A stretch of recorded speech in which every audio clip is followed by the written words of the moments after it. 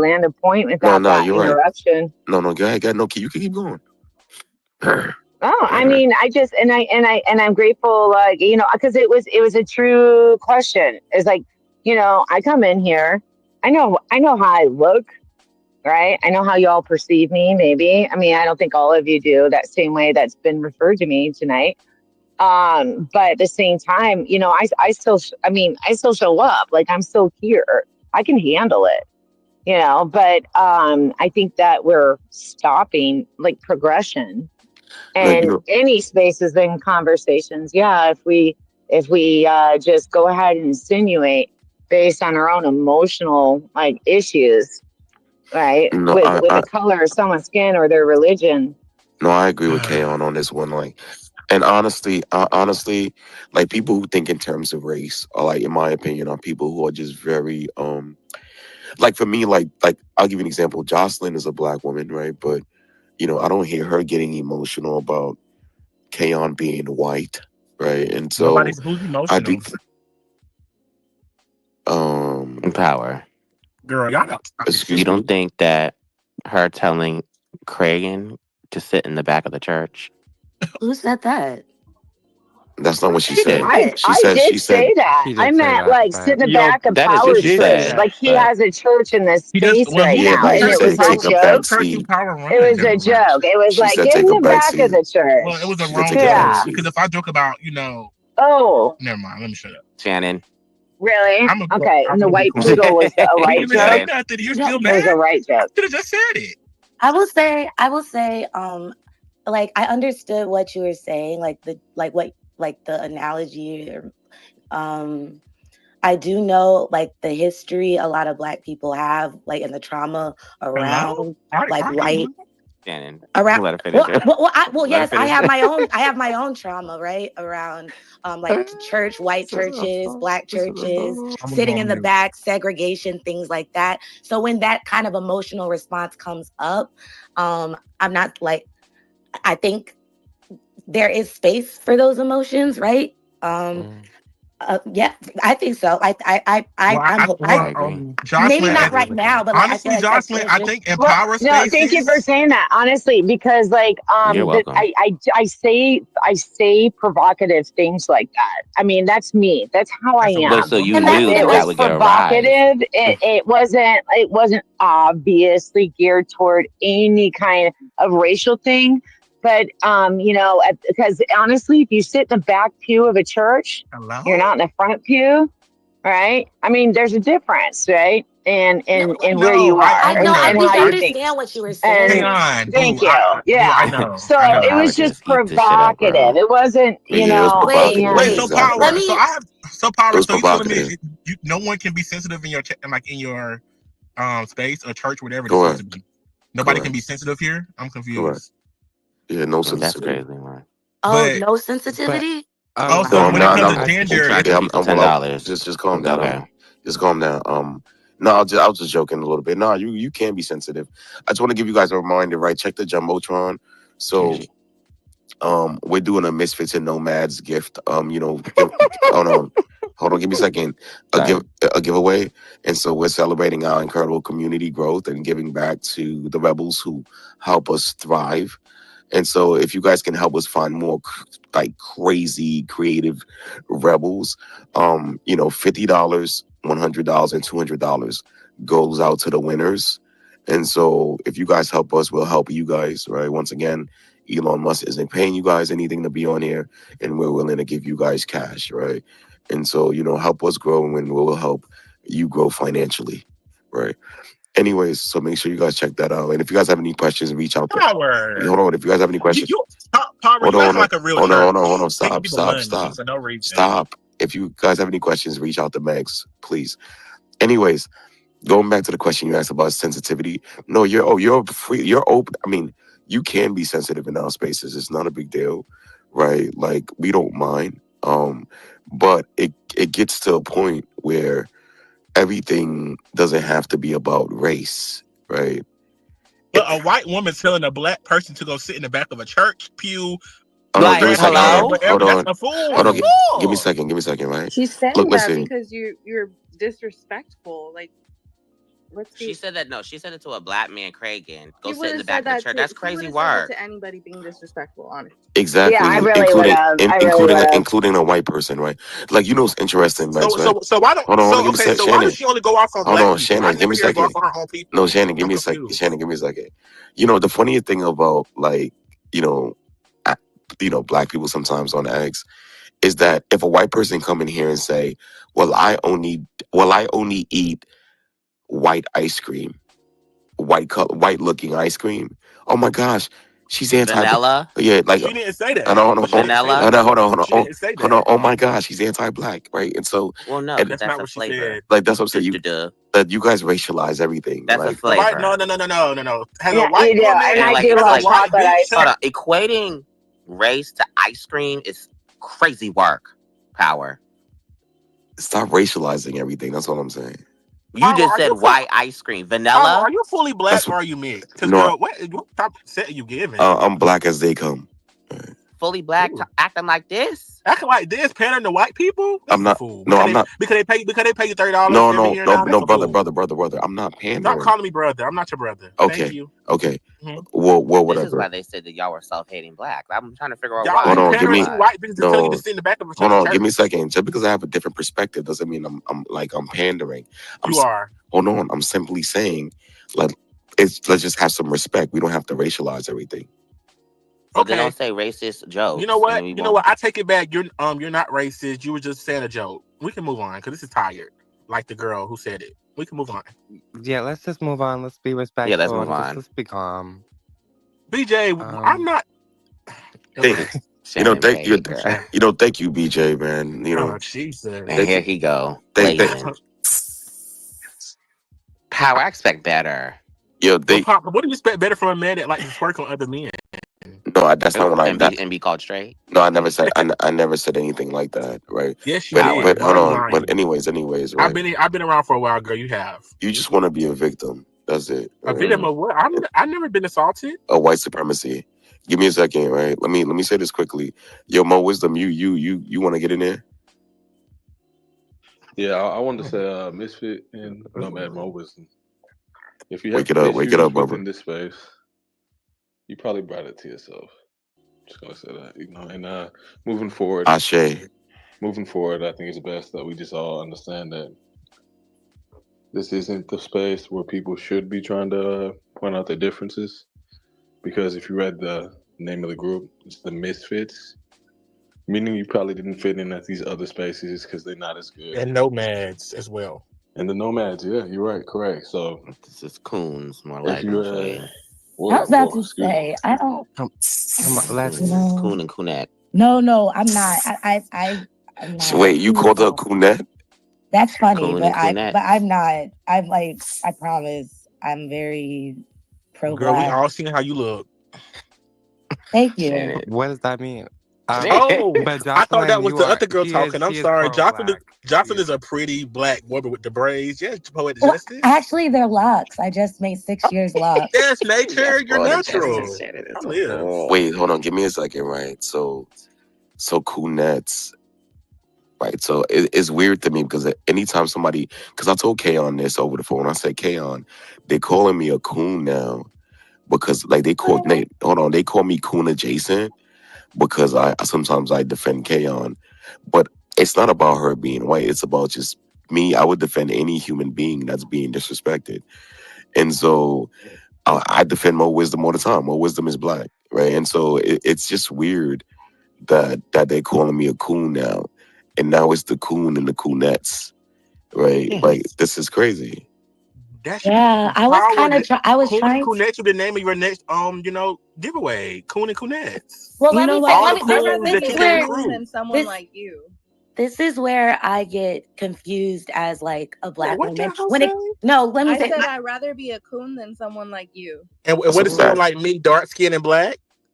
If that's what it is, I mean, if that's what you define your personality. Yes, and I do. I do. I am black. Yes, proud. That's a shame because it's a shame to be black. Oh my It's a god, shame to be black. No, it's a shame to be him. A person. It's a shame to be Oh, proud of black, God. basically. Okay. Knock it off. That's not Jesus Christ. We don't leave you in the back, poodle. Sit down and eat your food. What were you saying? Oh my. I'm just saying Wow. you're not really giving a good representation of someone Of the who's dark and black. blacks? Yeah. Wait, what is And what are power? you? Yeah, Wait, what is what is power? Like, what power? This is representation is he giving? poor. Because he This pounder? is Y'all this love is him? poor. No, this is a poor like representation, bro. Like this is not Oh, He's even. so treating I'm it like poor, you but you know, do. you can be This poor is because you poor. say we should praise whites and whites should I love never us. Like, said that. Oh my God. I don't it's your even. actions. Your I don't. actions. Your I don't think. actions. I don't think in terms Just of because a race. white bitch is giving you tips every year, this not Oh OnlyFans, my girl. God, They should brother. not be celebrated because they give So you this $20. is where I can't Yo, bring do you people onto. hold on? People, black This people, is right? where I This can't is bring Black people crazy. in. people. Hold on, give me Yeah. a second. Do you know that Here you 80% go. of the people who paid to get off the ban list were black people?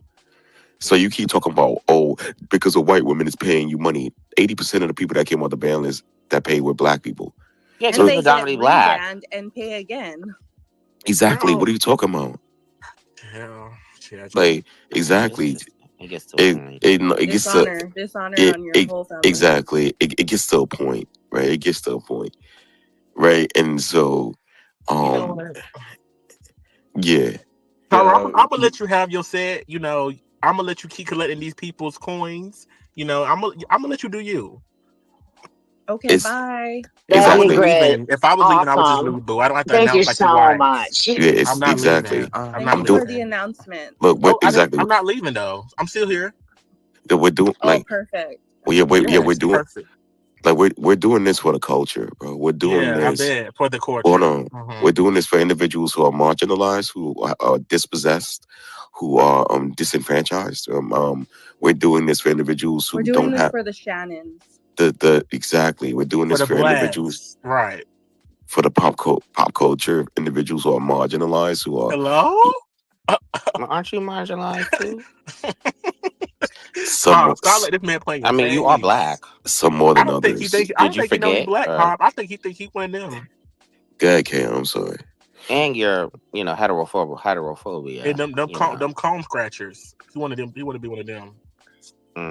coon and coonettes. I just have to also say this, like, I'm not tooting my own horn, but you know, I run nonprofits for homeless veterans, and they're of all colors. They were Oh, they were so a you little got black broken. friends. They were a little broken, Oh, and bro. they were a Oh, little black people poor. broke. But they were white, they were black, they I were all love that. colors, and it doesn't even matter.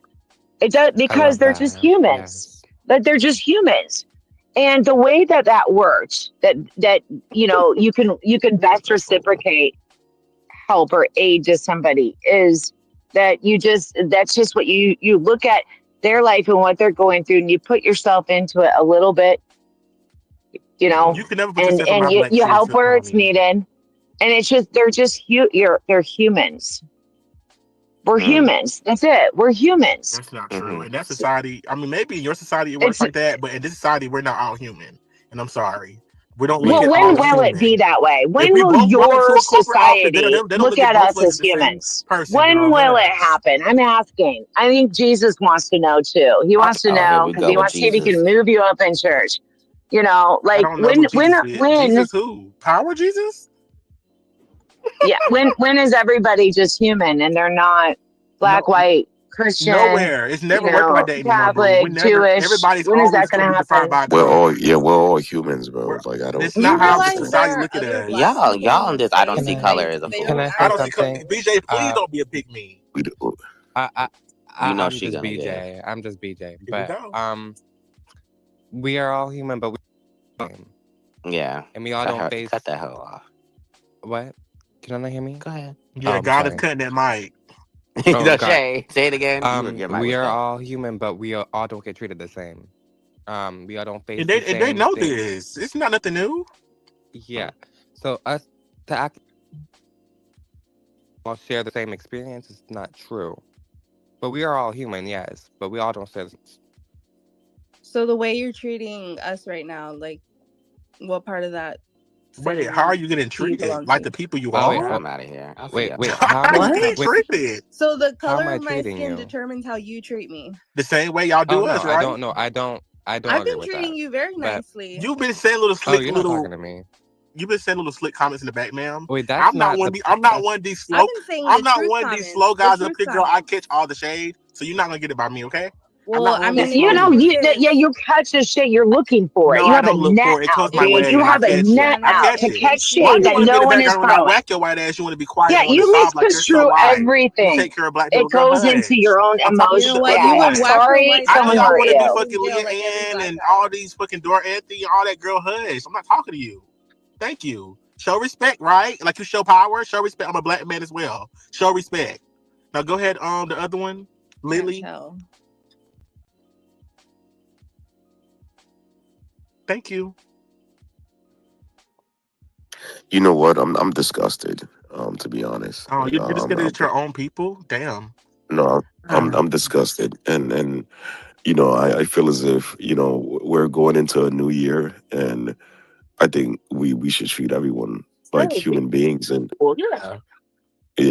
we should treat everyone like human beings, and Only if at it the, works like that. It doesn't work like that now. It just doesn't. Like I don't know oh why y'all God, think that we can walk around and just go to a park and we're all gonna be looked at as human beings, same Shannon, you came color. in here hot.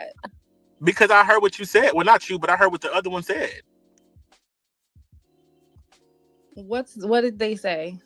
You need to go. Am I the You other need to be in one? the back of the church. That's not something a white person should say to an African American person. That's not something she should say. I'm sorry. no, but You she can didn't. flip it, turn it, spend it on power if you want So to, girl. I don't care. listen. I'm really sorry that you hold on. Let me rephrase this. Let me breathe for a second so I can be genuine. I'm really sorry that you took such offense to what I said. I didn't take offense. I just came up here to check you. I was being satirical. I was being a little facetious. I bet. Was being a little A little ironic. I was racist. being all the A little things. racist, yeah. Right. No, actually, but that does offend me that you pull the racist card. I'm because sorry that offended you. I'm sorry that offended you. I am not racist. Yes. I am not. And that's, we're all the same I can't even tolerate that. I will not tolerate that. We're all the same people. We're humans. If we say it 5 times, we might believe it, girl. It's okay. We're humans. That's it. Yes, humans. Mm-hmm. I wonder what your great grandfather would say about us all being humans. Yeah, this is ridiculous. What does that even mean? I don't even know. Let me, Mo. What does it mean? Hold on, Mo. You want to get in there? My great grandfather, really? Yeah, Mo, you want to get in there? My family comes from Scotland, and my people were traded way before yours. Okay, let's so come on now. Let's take a time out. Let's take a time out. So, Mo Wisdom, Misfit and Nomad. It says, do not enter the path of the wicked, and do not walk in the way of evil. Avoid it and do not travel on it. Turn away from it and pass on. For they do not sleep. Brother. For they do not sleep unless they have done evil. Since we pulling up speeches, and their sleep is taken away unless they make someone fall. For they eat the bread of the wicked and drink the wine of violence. But the path of the just is Amen, brother. the shining sun. Amen, brother. Do you understand what it? Can I get a little preface behind that? He's pretty much saying when someone goes low, stay high. Take out the weed, put it in the bone. Okay, so in Martin Luther King's "I Have a Dream" speech, it says, "We cannot walk alone." Did you retweet the space though before you start to walk together? Oh, who are you talking to, me? Yeah, he's talking to you. Did you retweet the space, brother? I'm not a part of this community. I don't have to retweet anything. Oh, so we're not walking together? Oh, then why are you here? I can be where I want to be. Like I'm black. This is not the times where it's segregated, girl. I can be where I want to be. I can be in white spaces. I didn't sign up for this space because of that. That's what I'm saying. Like, hold on, give me a second, brother. So I don't understand why you guys come into people's spaces. You guys don't want to share the space, repost. I have been here multiple times and I've never had to share. Like, we're not about to give that set. Okay. Well, it's a new day, bro. I'll repost, but I'm telling you. So let me be honest. Not you, Kay. I'm talking about. Oh, okay. Mafo, you could talk. I wasn't talking about you reposting though. Guy. Well, I mean, but in truth and theory, like I would love to promote what you're doing further, but it's see, I can handle these conversations. I think the mindset that you're looking for to join into your community may not tolerate some of the just, well, I'm Kaon. sorry, it's ignorant. It's ignorant. So Kaon, what I'm looking for, I'm looking to attract multifaceted individuals, not one-dimensional individuals. And what I mean by multifaceted, I mean individuals who can have deep spiritual conversations and who can have a little fun sometimes, right? I think Agreed. that's what I'm looking for. So I'm a very multifaceted individual. So I can have a conversation about God, and then I can have a conversation about sex, and then I can have a conversation about rap, hip hop, and then I can so those are the individuals I'm looking for. I'm not looking for individuals who are very one dimensional, and who just that's just not my. I don't know. I'm just like that's just not me. No, understood. I understand. Thank If you. that makes sense. Like, 'cause I'm a type of dude. It does. Yeah, like I'm a type of dude. Like, I can, I can, I can be outside with my friends, and we could drink we could be on the corner drinking a Coke And start 45. twerking. No, we could drink. I could be on the corner drinking a Coke 45, and we can literally be out on the corner philosophizing about God, right? And While so, drinking? yes, and so I'm a very multifaceted individual, and so Kaon, when you were saying just now about the reposting and stuff like that, like I'm assuming Kaon, some of the people you have been around on X are just they like to just talk about just one thing most of the time, Oh or yeah, just because I guess the people I talk to, other people I talk to, it's all like a consciousness, like yeah, that's what that yeah AI. yeah Yeah. yeah that's what I'm saying. Like so, and I don't know if you've ever noticed this, but we talk about all of that stuff, right? Right. So yeah, so that's just me. Like I like to talk about AI. I like to talk about consciousness. I like to talk about NLP, and then sometimes I like to, have a little fun sometimes. But go ahead, Max. Can I just say, like, that was wild. What just happened, like, with this conversation? Like, if someone came in and said they were from Hawaii and was acting that way, I would be so embarrassed.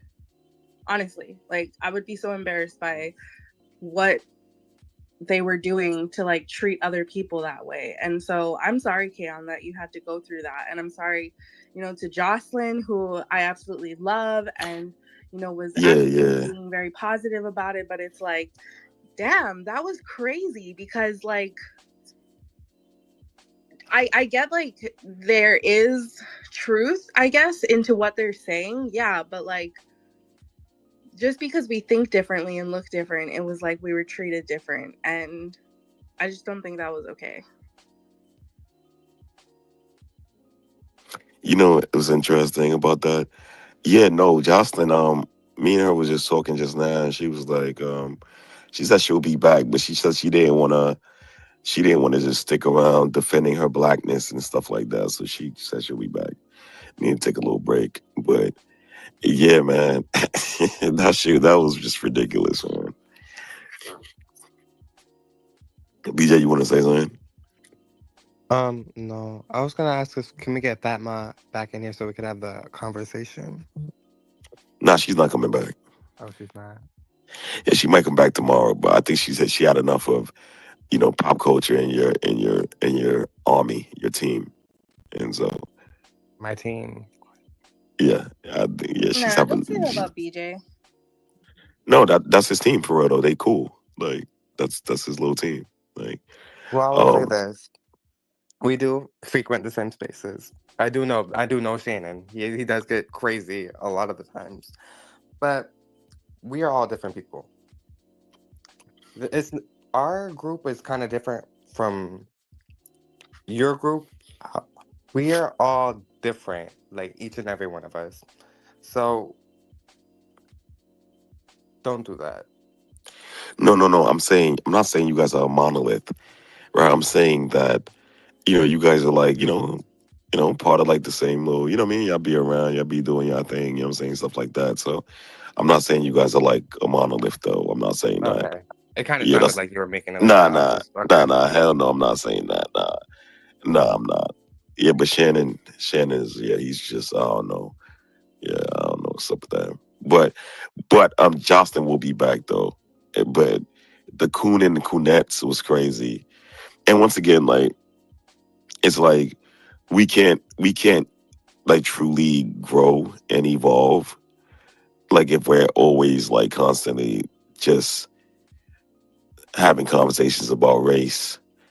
And like it's crazy because I don't know what it is, but it's not even about Kayon, right? It's really because Albert is white, and every time they hear Albert voice, they it's the same emotional reaction. So, you know, and so I think that's crazy. Like like your BJ, I don't know why BJ laughing, but I think that's fucking crazy, yo. Like it really is crazy. Like I don't know what it is about I don't know what it is about white people on X, but white people when they come into black spaces, black people get so triggered. It's so crazy. Can I Like can I speak to that? I yeah, think yeah, yeah. because I think it goes the opposite way as well. Because I have experience of going in white spaces, and just because I'm black and gay, they get mad and they attack me and stuff like that. So I think it's not just because white people are coming into black spaces. It's just because they just don't like that person. I don't feel like it's a race thing, so I don't think you should make it a race thing. So you It's feel just they like don't like if their she didn't person. say the comment about sitting in the back of the church, they would have treated her differently? Let me say this. Y'all don't know that person. I know that person. He wouldn't have. So it's up to perspective. What'd you say? It's up to your personal perspective, like for saying Well, because I something know like him. that. Well, yes.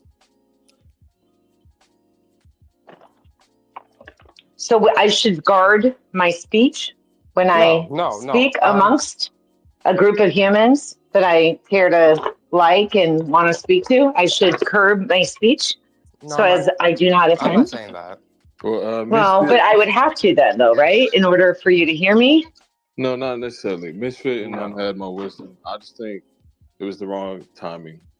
Before you mentioned the back of the church statement, you had also kind of made a joke about, well, you asked the group if it was okay if you said a joke that happened to be about black people. So I think they just kind of took a collateral damage in the moment. I've been speaking to you for some time, and I know that you're not racist, but you speak with conviction. Yeah, Master Number 11. You're gonna go Yeah. the rest of your life. But the race topics are a bit more sensitive for someone like yourself because when you do speak, there's power behind it, and Understood. that's just what Yeah. great. With And I power think comes responsibility. It's not anything personal at all.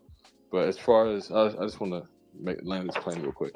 As far as the race battles and whatnot, that's never gonna end. We're gonna continue to go do that for the rest of our career. But when you take that band-aid off, it's gonna sting a little bit. But eventually, people will come back and see, all right, look, there's actually harmony here. You don't have to be on different teams. You can be on the same mission, but you got to wake it up first. Like Power said, it's gonna get a little dark before the light starts to shine. Thank you. I Thank you very definitely much. think that if you it's not, I don't think you should alter your personality. I get that you were trying to be funny, but also if you're gonna say something, don't assume there's not gonna be backlash, and then also be Oh, prepared for it. 100%. And And then that's why I do it. It's kind of a sickness. But then also remember, I mean, I don't know if it's a serious thing for you, but being on the team, we want to support you, but also it's kind of I don't know if you know Mastermind, but he would say a lot of things that were a little just uncomfy sometimes. And I feel like there's a reason why he he no longer comes to the spaces because it's like some people don't agree with it, and it's almost as if like it's hard to support or like maybe fight for you when, in my personal opinion, when sometimes I don't always agree with everything that everyone does, if that makes sense. Yeah, no, I think I'm hearing you. No, understood. There's a difference too between like, I mean, there's reasons why I go on spaces. Why do I do this tonight? Why am I doing this all these other nights? I like to explore my mind. I like to have my mind explored. I like to converse with other people that, I just really can't find in my, secular world. And, and so that's, a lot of times my altitude, right? From where I speak.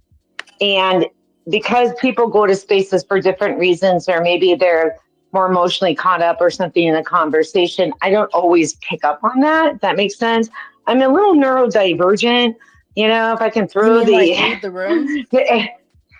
Well, about reading the room, but I've never been good. I've been good at reading rooms, but that's not why I go on spaces. I don't go on spaces to entirely read the room too, right? I do it like everybody else. We're just popping. You pop off. You're just kind of there. Yeah. So if I wanted to really if I wanted to make my avatar Kaon, the ultimate, speaker or whatever, I compose myself in a certain way every single time.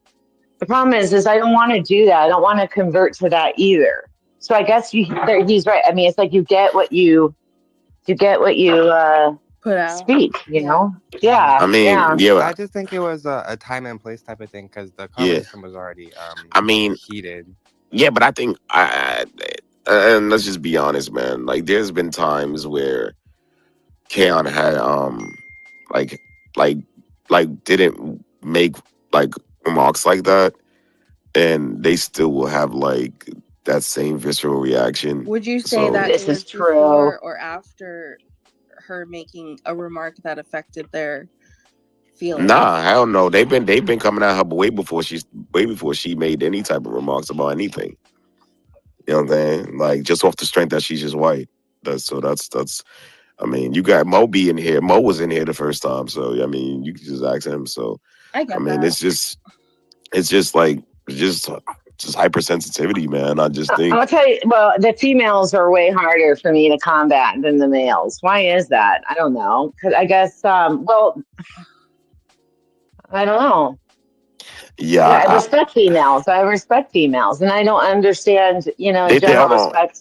But Yeah. they did the same thing with Masha, right? So Masha came into the space one day, and the women in here were attacking me, and then Masha came into the space and said, "Yeah, like, you guys shouldn't be attacking him, like."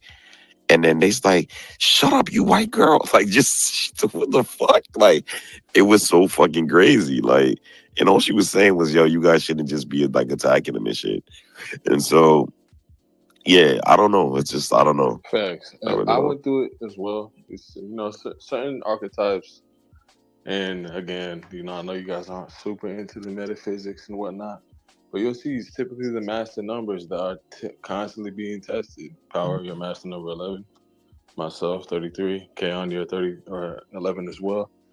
And you just have to be strong. You don't become a master by dodging conflict. You got to go through it and just power through it.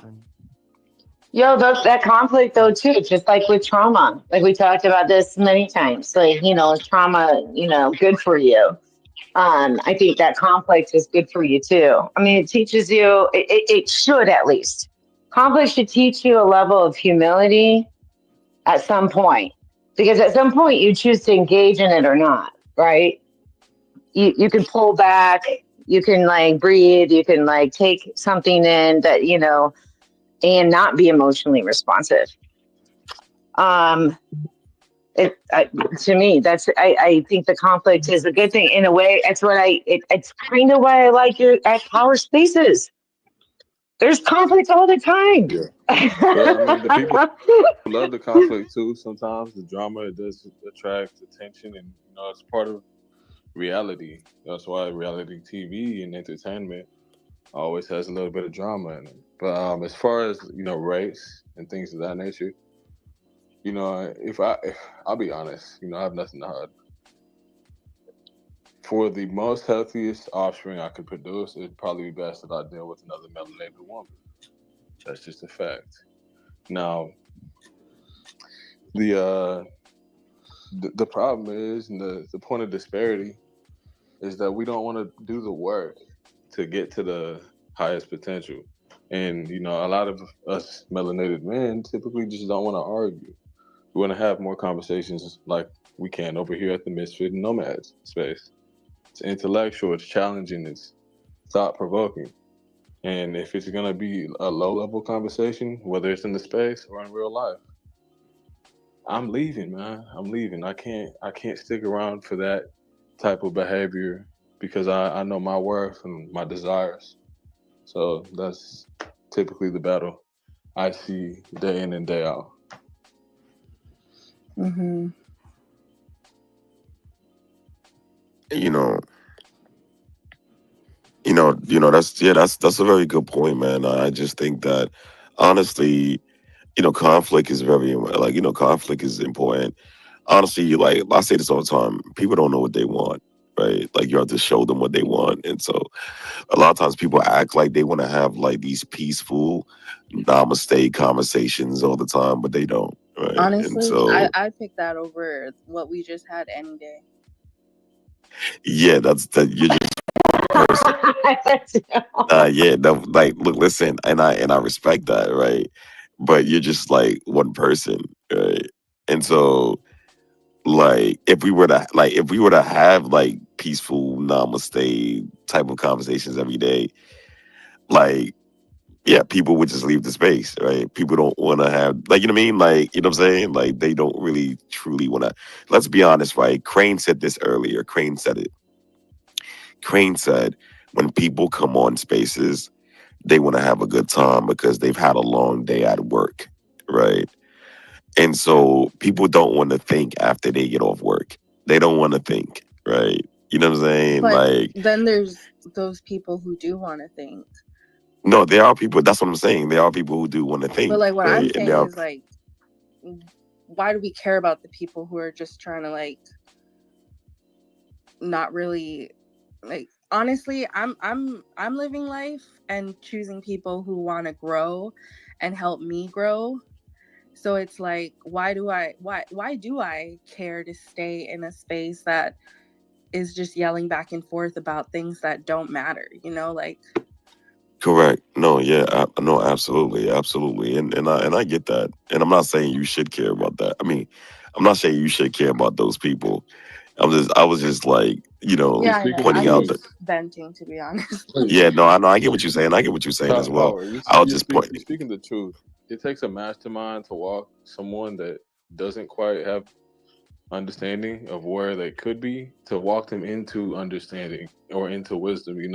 And I've seen you do it many times, Power. You ask a question that you already know the answer to, but it gets everyone going before you know it. At the end of the segment, people have a little bit more understanding. And I've went into primarily white spaces as well. I do that same exact thing in there, and I think it is interesting to see how they have their prejudices and their stereotypes about certain races, and then they meet someone that actually can, explain it in a different demeanor. And before you know it, whether they consider me dumb, smart, neutral, a coon, whatever, it doesn't matter.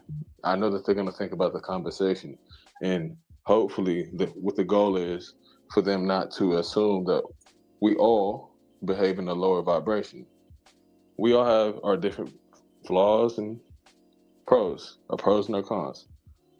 So at the end of the day, it's gonna be a battle no matter what. I find it entertaining though. Yeah, raccoons are excellent scavengers. So I don't know why you get offended when they call you coons. Excellent scavengers. Yeah, that's That's what what I that's said. Like, isn't that I'm what like, misfits and no fads are? Yeah, you're scavenging for the people. I'd No, keep rather in be mind, keep in known mind as though, a because when coon if I than know known as a Shannon. No, but this That's a is where it fact. gets tricky though, because I hear what you and I see what you did though, Keon. But if I was to go into a white space and make white jokes, they would not be happy about that shit at all. Like, I'm just letting you know. I grew up. I mean, you might be right. I see. I'm That's the 100%. problem. Is like I don't know sometimes how people hear me because in my mind it just comes out and No, all right. Think about it right. this. It's almost like you ever had like someone that, no. Let me say this: if you grew up Mexican culture, and I walked into you, I was like, "Hey, que pasa, way?" You probably look at me a little weird because I'm a melanated man and I'm speaking in your language and your dialect. Same thing when someone else of another culture comes up and says the N word.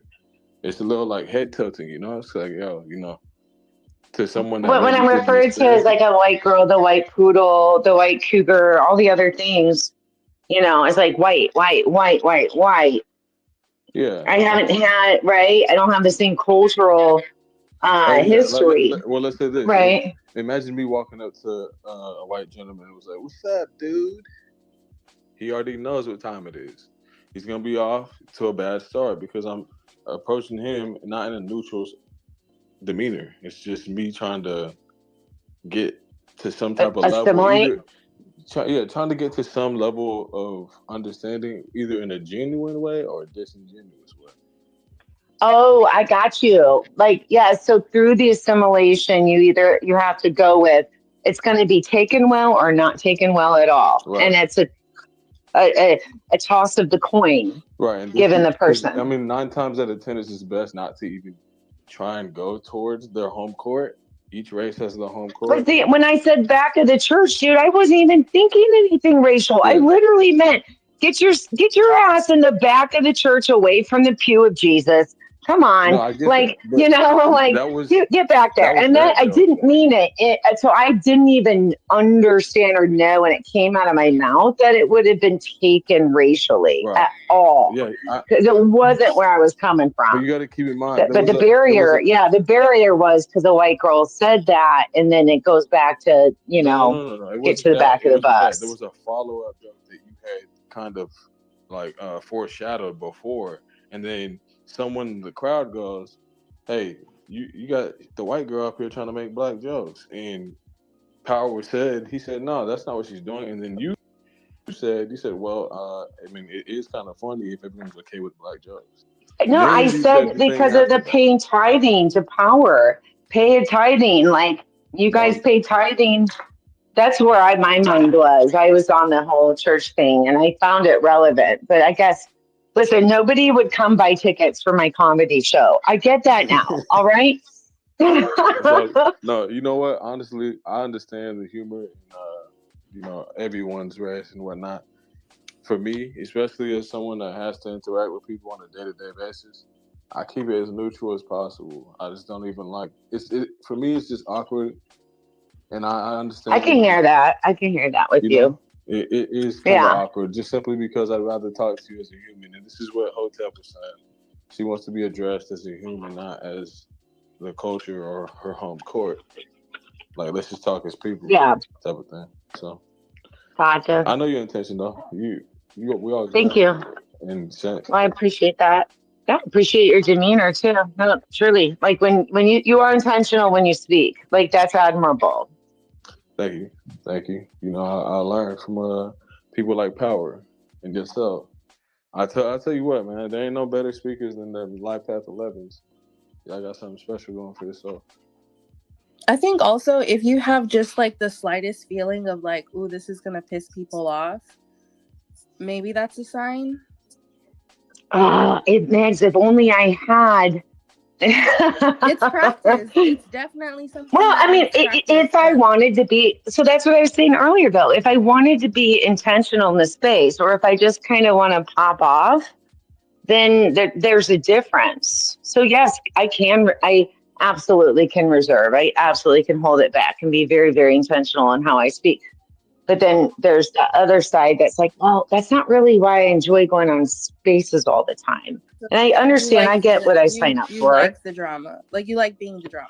Yeah, no, it's not that. I never understood how drama came from phrase again, but I do now. That's the thing. I mean, I'm not So black, is it? and if So am you I at fault for that, or is it? Yeah. I mean, like I don't understand. okay, listen. I'm Hmm? not black, and if you told me because I was disagreeing with your point of view of calling power whatever you call them with the whole like tithing scenario, and then you told me sit at the back of the church, I think I'd be a little hurt and offended by it.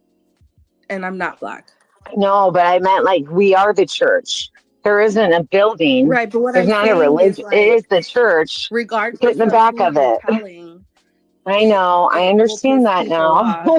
And then on top of that, Jesus, like we're now I trying to feel really bad. well, we're No, trying God. this is we're a trying to learning like lesson, have though. a conversation It's a learning lesson. and we're like speaking on the topic and it's like slowly gravitating further and further away from like what we were actually talking about. And like for me, and I'm not like mad and I'm not trying to like attack you or anything, but like for me, I do come to power spaces for the topic, and I'm pretty sure people will see the fact that like when it's off topic and people start yelling and like pissing people off and stuff, like I tend to leave. So it's hard for me now because I feel like I'm on like team power and I can't necessarily leave. You know, I don't want to leave him hanging. I don't want to leave you hanging. And I'm kind of like torn. So I'm just saying like sometimes it might benefit the team or even benefit the space if it's like for myself as well. Like I like to say these little sly comments and like things like that. And looking back at like the whole conversation that was just made, like there were some things that I'm actually not proud of saying. So it's like I just think that as like me with a logo on, I need to think twice about like how I respond to things. Yeah, absolutely. And I appreciate that. That was really well said. You're And breaking I up, do Chaos. appreciate. Oh shit! Sorry. No, you're good. You're good now. You're good Can you hear now, me? but you was Okay. breaking up before.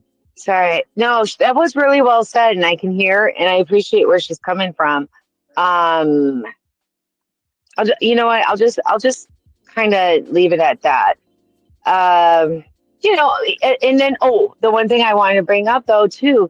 I mean, when you're have an artist or an artistry mind, there's a part of like your drive that it's like speech is art, and I'm sorry sometimes, but not all times. That like when my mind connects thoughts and I land them in a certain way, and it's to me it's a way of displaying some method, you know, from my mind. And so then I also want to be really cautious about always curbing that because how will it ever grow? How will it ever expand? How will it ever land even better if I just become so like anal about what I say? No, you don't have to do that. It's just more so an awareness thing.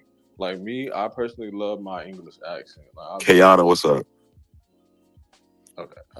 Yeah, my poor guy. No, you, I love my English accent. Like it's something I love to do. I listen to these audiobooks by Rudolf, Steiner, Napoleon Hill, Andrew Carnegie. But if I bust down my English accent in the wrong room, then people might get offended and might think I'm trying to take shots at them, even though it's neutral as fuck. And if they really took the time to do some homework or go down the timeline, you see like, oh, I'm over here. You give me your ancestors and your bloodline love every day. How could you possibly think someone like myself is being racist? But you know, it's just time and place. Simple as that. Yeah. I'll take that into more awareness. Yeah. There. I mean, yeah. Honestly, it's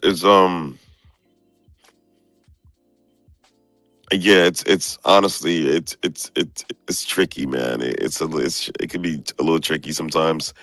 And you know, when we're having these conversations, and um, I do think that sometimes, you know, people should be more mindful of what they're saying. But I do think that people should also, you know, have have thicker skin or cultivate like, you know, thicker skin, right? And so, because I'm gonna be honest, right? I can be very disrespectful at times. Um, I mean, I take that back, right? I think people misinterpret my directness as being disrespectful. But I do think that, yeah, I do think that, yeah, if we're gonna have a conversation, let's have the conversation, and let's not always make it like a white or black thing. I think that's really my thing. But see, the thing is, though, is it becomes a white or black thing when comments are said that are just ridiculously ignorant.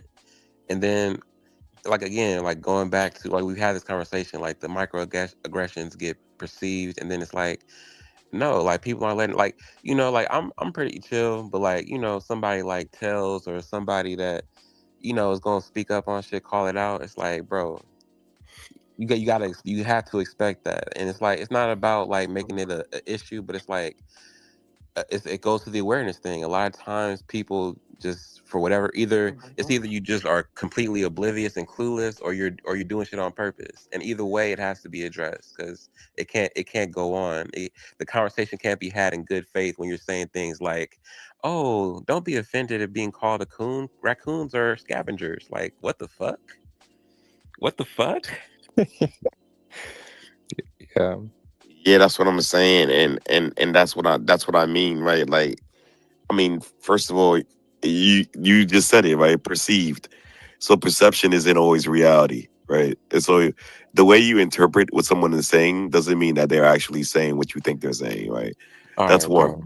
But is That's their true. interpretation invalid? Their interpretation can be, I mean, may be invalid, right? That's what I'm saying. That's also interpretation. That exactly. And so if your interpretation is microaggression, then that's on you, right? But if someone is telling you And that's why that, it gets spoken no, about. If it's that's on what the individual, and the yeah, individual is it's on, likely to speak off of right. it. Yeah, what's It's up? on the individual. But if someone is telling you that they weren't being microaggressive, and then you're still saying, well, that's my perception, But then Power, that's on you.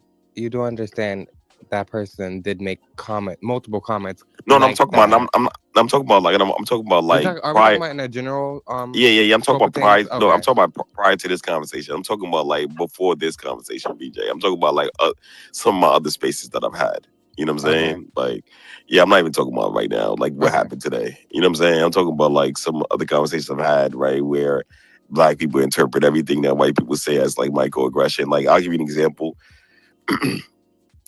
Albert, right? Like, I mean, prior You to said some dumb shit too, Well, though. Albert, hold he on. is a like No, hold on. Give me a borderline second, right? racist.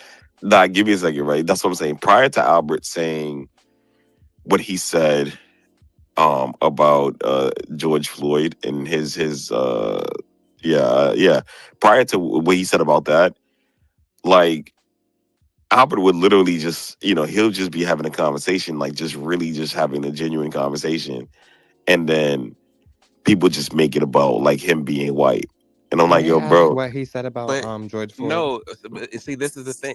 He has that typical racist rhetoric about, oh, George Floyd. What they be saying, like, Chauvin,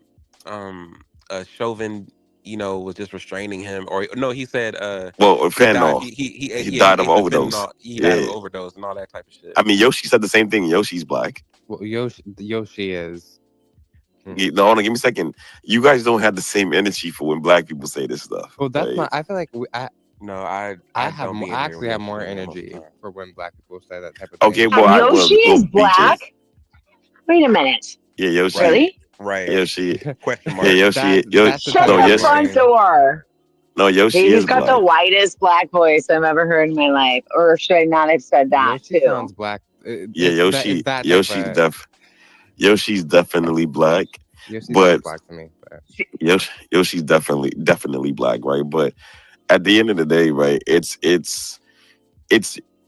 always looking to like interpret these things as like micro or passive aggressions is crazy to me. Like, you know what I mean? Like, it's like what the fuck?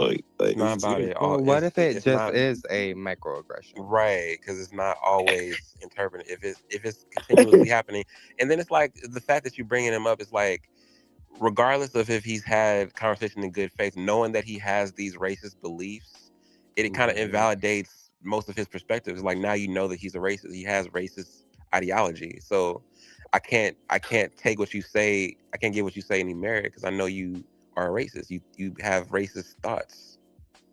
All right, so cool. So you believe that Albert is a racist, correct? I don't know what he is. I just know that he had racist talking points. So now I'm taking what he has to say with a grain of salt. That's interesting. But what do you Okay. think his ideologies is based in then, Power? Well, Albert, Yes. I think Albert is. I don't know. I think Albert is just an individual who likes to have, yeah, who likes to like, I don't know, he likes to have provocative conversations and say provocative things. So microaggressions. Oh my God, yo, you did it again, bro. How did you get that from that? I mean, they're the same thing. If you're saying if something's provocative, then you can't be mad when someone is provoked and responds Right. to it. That's a microaggression. You do understand that. You just said it in a different way. Wait, okay, so help me out, right? And so, can you define microaggression for me, please? This nigga here, bro. No, I mean, I can read it you, from Google. nah, you right, P man. This You nigga being you here. being obtuse. You being obtuse. I'm not Like you being know what that obtuse. means. I actually want to learn, right? And so, if you can just read me the definition of that, and so we can have a better conversation. Everyday verbal, nonverbal, or environmental slights, snubs, or insults. Cool. And so, if someone likes to have provocative conversations, you're telling me, by definition, then that they like to be microaggressive, or they're being microaggressive. I think a lot of times it's really coming from a place of unawareness. Like they'll say something off color because they have no real life interactions with black people or other people other than white people. So they'll say something that they've either heard other white people say or whatever, or like seen on the news, and it's like, even if you know what I'm saying, like even if it's just purely ignorant, it's just like that's why people call them out on it, because it's like you're either ignorant or you're doing it on purpose. Either way, it has to be addressed. That's interesting. So, my fault. I'll just look at something up here. All right. So yeah, that's very interesting. Okay.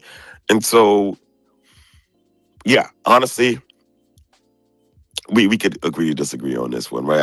I do think that um it's, in my opinion, it's a figment of of of your imagination. I mean, of black people's imagination most of the time, right? Like, and so that's what I think, right? But we we could agree to disagree.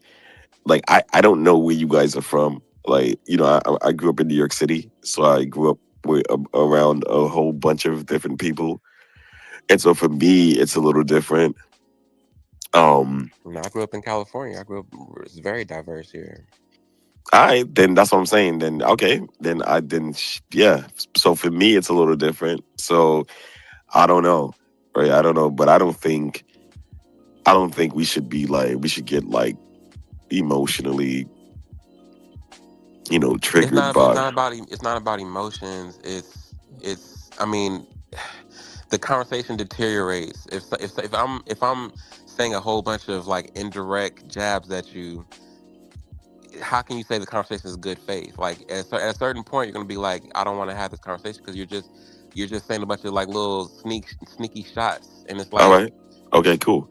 So if a white person comes in here and says, and they're trying to have a real objective conversation about, I don't know, about the plight of Black Americans, and they say, well, Black Americans, you guys need to, maybe, practice group economics and read more books, right?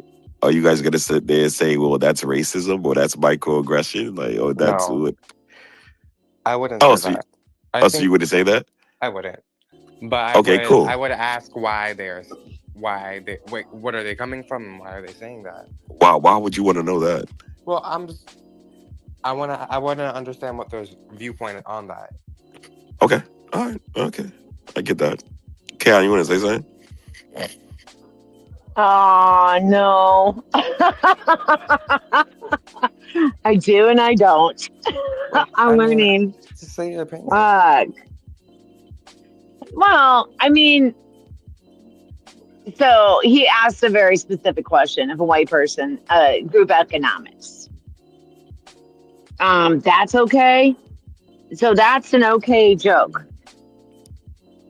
but not Where was the joke? Right, but that's an okay thing to say. But when I said something about getting the back of the church, and I meant like you're being demoted from first pew to fourth pew because of like your faith, your lack of faith, your whatever, it was taken right away into a historical, racial movement. So if they were to ask you if a white person said, I think you should study, what did you say? Fucking group economics, whatever it was. Jesus. I mean, so that's the threshold. And it's like, where's your cap? Where's your cap on what you allow in? Because like, you should always too look at when people say things. I understand that there's like the rush of words that can throw you off the context, but at the same point, there's a different sometimes like intention involved, and it's not to offend, it's to raise a point. And if you can't see the point being raised because you look at it through the blurred lines of color, then that's an issue.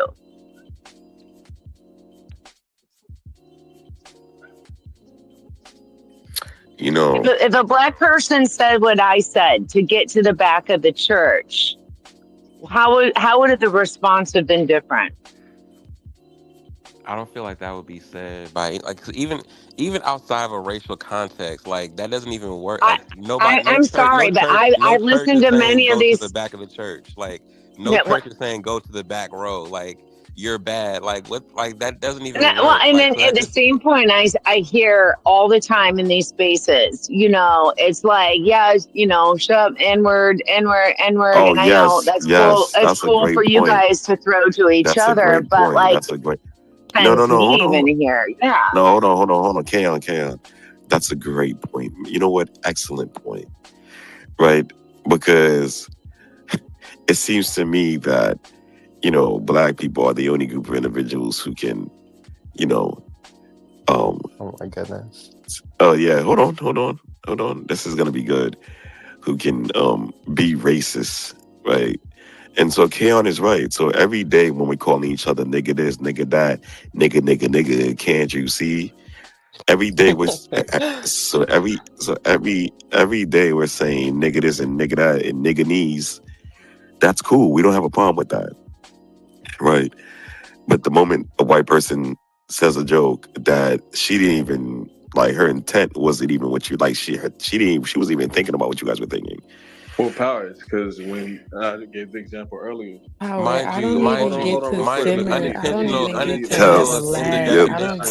greet my brothers and real sisters quick. Tells what's good, Tells. Not to mention Tells what's give me a good. definition. Literally, Real give me quick. a definition. Hello, my good brother. So again, How you doing, Tells? How you doing? Are you sick? Hi, Where's this voice? Tells. Hello, Miss White Man. Yeah, I'm mad sick. So can I get this My submission favorite real white quick? lady.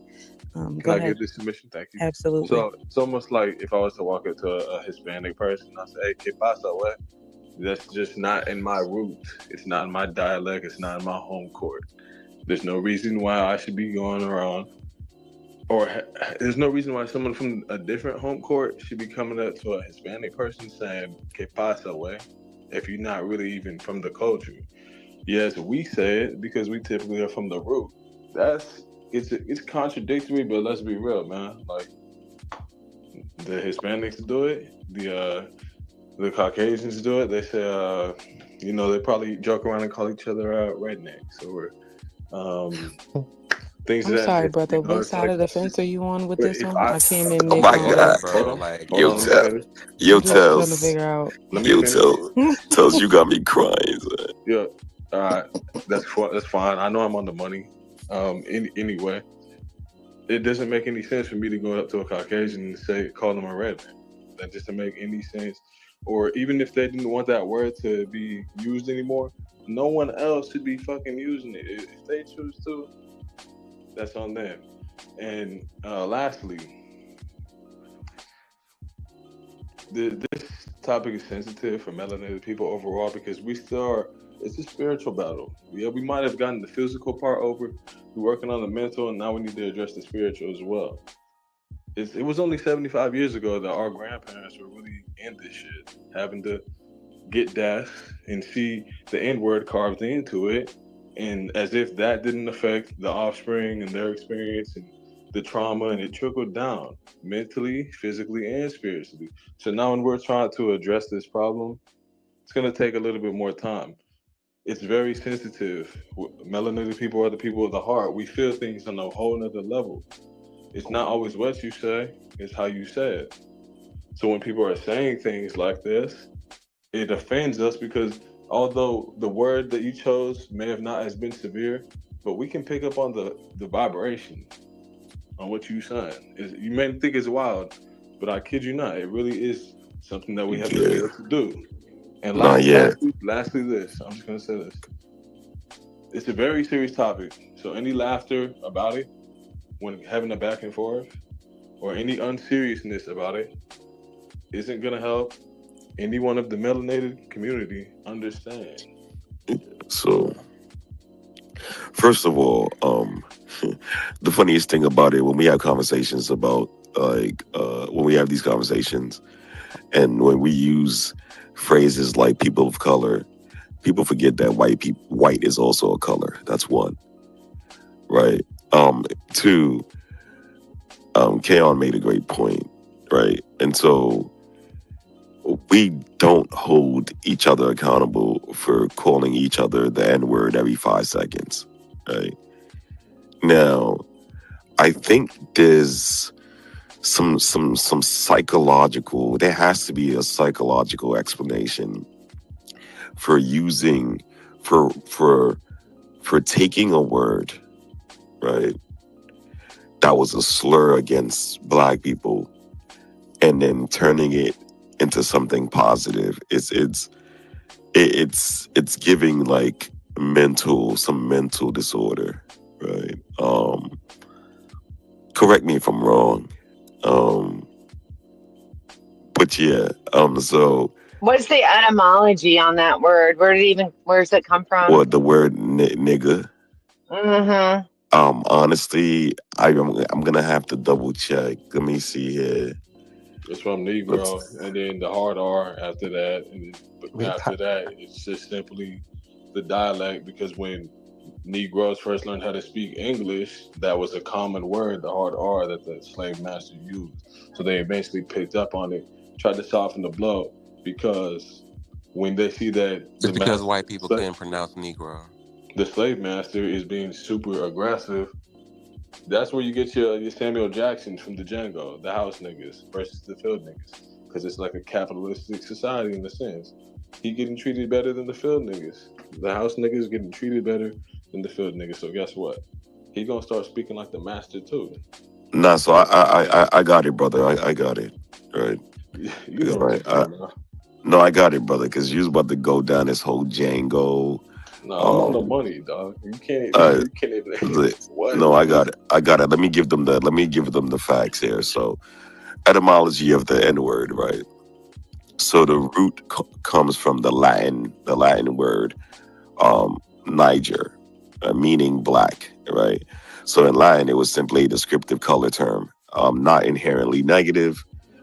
And then into Spanish and Portuguese, Negro, and then French, and then the word became a slur in the 1600s, right? And so it was distorted phonetically and hardened socially into a racial slur, and which became nigger, right? And so the black community, right, developed its own variation and called it nigga as like a term of endearment, friendship, camaraderie, connection.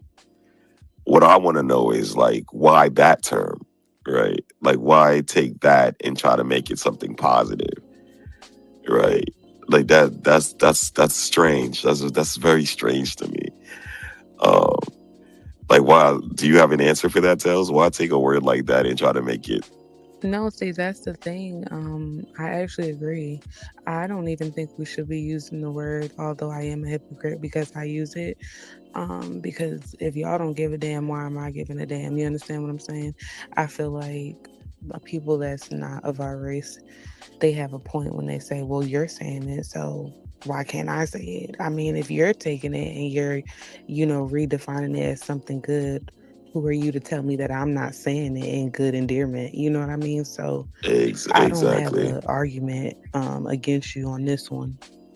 Oh, okay, okay, sister. Let's make some noise for Tails. I honestly, I'm surprised. I thought you was gonna push Yeah, back no, against me. I've always said that, to be honest, but we don't really take anything serious in the black community anyway. So, Well, shout outs to Tails, man. Tails is good people. Although she thinks I'm still cool and adjacent, but what's good, Fatma? Somebody was just asking for you to come back, or Obviously, I'm back, but I need the William to be removed.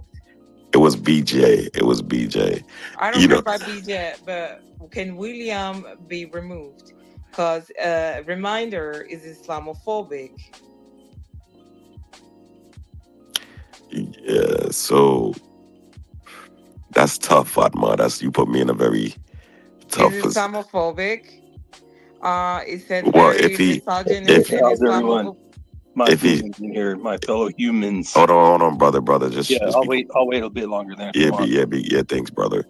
And so Go Fatma, to hell, you shaitan. You need to Shaitan go is to crazy. hell. Shaitan is crazy. All You're right, so shaitan.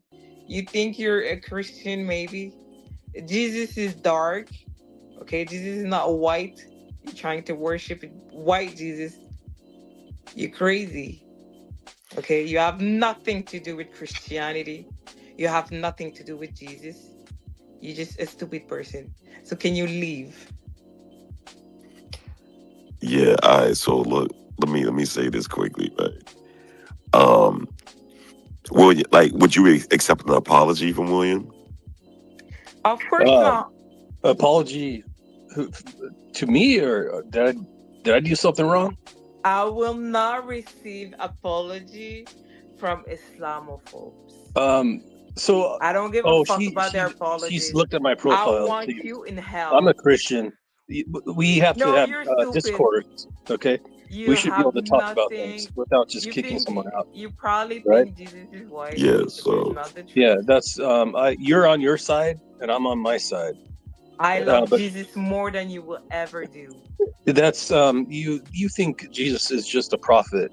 You think Jesus is below So a prophet is not enough for you? No, you just throw him a cookie. I love Jesus and you more think than Jesus you will is just, ever do. all right. So let me just say this quickly. Okay. You don't worship him like the Trinity. What you said, BJ? What you said, BJ? Okay, and I Can we not go down this and route? I follow it's not Jesus. Initially, I just yeah, BJ. This BJ is out of this one. I was talking about the cracker thing, right? So you were talking about the origin of the N-word, and then so is this the way to compensate for that? Is to call people like all these names, like white cave monkey, and like mayo sauce, or white poodle, cracker, all sorts of things. I mean, there's hundreds of them. Is that like retribution for that one word? I mean, I guess there's Yeah. several. So hold on, give me a second, brother. Yeah. No. So, brother, we was having a conversation about, I was pretty much saying that, why is it okay? Why is it okay for black people to use the N-word? I mean, given the history and Because the they word. use it to neutralize it, this Right, effect. right. They And use it over and over again why do to black make people it. get upset? Yeah. Yeah, sure. And now why do black people get upset when other races of people use the N word as well, like as a term of endearment, right? That's what I want to know. Because William, if you hold Even on, crackers, dude, that are like yeah, I hanging know, out with When I black was dudes. hold on, yeah, sure. Yeah, When I was but they living, even get yeah, beeped on if they say yeah, if they try to say like with the heart like a, no, absolutely. then they all of a sudden, even when they're hanging out, they still get beeped on for it. It's like very touchy subject. Yeah, It's because like, when I used to live in Houston, Texas, like I used to see like Spanish people call each other nigga all the time, and I thought that was very interesting. And well, I'm not saying that I'm not saying that black people should be more comfortable with other people using the N word. I'm just simply saying that we shouldn't use the word either, right? I think Tell said something to that effect 5 minutes ago. And so, if you could name one word that like could fall out of history, yeah, there's no way. we The could more just you, replace the word, or we can spell, right, or we can, and ignoring it. I mean, what's it's too deep now. Hold on, it's not too deep. It's never too late. What's nigga spelled backwards? We can start calling each other that, right? Like, what's the nigga spelled backwards? Agra, Agrin. What's nigga spelled backwards? Agrin? No, it's Reagan. President Reagan. No, not President Reagan. Reagan. Reagan. Yo, man, Reagan. What's up? Yo, tells you my Reagan. No shit. Is there? What's the point of this conversation? Yo, This Fatma, you my William that is Reagan. an Islamophobe. Oh yeah, you can fuck off. You then, hate woman. my religion. No, You stop. have the right to hate my Okay, religion. I mean, if But you the don't, if thing you is, can't you handle hate in the same Christians. forum, Oh God. Then you come and hate. God. You hate Muslims. Sorry. Then Then you come and hate Muslims. There's videos of If Muslims you saying don't they're want going to to take like over religion, America. that's your business. I Can don't I care talk to about you for people a that don't second? like your religion. Can I But talk to then you you for a second? come and say Miss. Islamophobic things. Okay. And then you say racist things. What about when Muslims come into America and say they're going to take over America? Islam will take over America. What about that? Am I supposed to just? Oh no, I'm sorry, guys. It's Agin. I like Agin. So nigga spelled backwards. Yeah, BJ, you did say that. I'm sorry. So nigga spelled backwards is Agin. So let's try this for a whole week. So today's Thursday. So for a whole week, let's see if we can just call each other Agin instead of nigga for a whole week in MySpace. Oh, because you're doing an A on the end, Yeah, not an R. Exactly. That's what I said. That makes a difference. So That's yeah. what I said the first time you asked me that. So that's what we're gonna do moving forward. So what's up, my Agin? I like that. But I the don't use minute. that word, so I'm not going to play games with it. But what's your name? Allah Agin, BJ, Agin, what up? I don't like that. No. So, you like nigga better? No, I just feel like if we're not going to use the word, we instead of replace it, just not use it. So you Then yeah, good. So we don't romanticize it anymore. It doesn't Let's change not the meaning. romanticize it. Let's not romanticize it. That's a great word. I like there that. are bad people like me that don't use the N word. That's hilarious. Okay. I don't use that word. Maybe there's in the song I'll hear it obviously or I'll say it, but I avoid that word because okay. It's personal. But I think we should all address each other with the backwards name, right? Rewop. Nah, don't call me Rewop. Hold on a second. Yeah, don't call me Rewop. Yeah. Yo, Kayon, that was funny, but don't call me Rewop. Yo, Rewop, don't call me Give me 1 Rewop. second to talk about something. No, this Miss No, bro, that's Rewop. Nah, nah. Spaces right now. No, William, I'm removing you, bro, because it's bad. She didn't even want you in here, and you keep trying to talk to her. So let me just remove. Anyways, but Rewop is crazy. I'm not gonna. William that I've blocked. Rewop. Islamophobic, stupid white. No. Doesn't wash his ass. Rewop is smelling crazy. like smelling Now like we a get it. Now food. we get it. We get it. We No, get it. I'm mad. No, he's not in here Well, anymore. We get it. I understand you're mad. If he understood that I think of Jesus as an ascended master, and I think of him on a higher level, I Yeah, think, than obviously, I the respect Christian it. This faith is not the does. topic. Right. But he This Yo, is doesn't not know the my Rewop is topic. religion, crazy. so he can slam me. So yeah, Rewop For was me, pretty because funny. it's Rewop. unless I'm Rewop. wrong. Bro, I can't wait till Jesus Host up loves get in here, bro. everybody. She'll be cracking up at that. Yeah, Rewop. Okay, Jesus loves You know, everybody, not like him. Okay, he has nothing to do with Jesus. So I follow Jesus more than he will ever do. nah, yeah, that's crazy word. But Can we nah, get? I would buy a jersey. It's like hashtag Rewop. yeah, that's crazy Because work, guess man. what? In the world of of data configuration, it actually doesn't matter what form the letters are in because they all equal the same thing alphanumerically. No one man So should have all that Rewop. Yo, that's yeah. I ain't gonna front. I ain't gonna front. Yeah, y'all wildin'. Like that, nah. Like it's power, brother. It's not Rewop. It's power, brother. Hold on.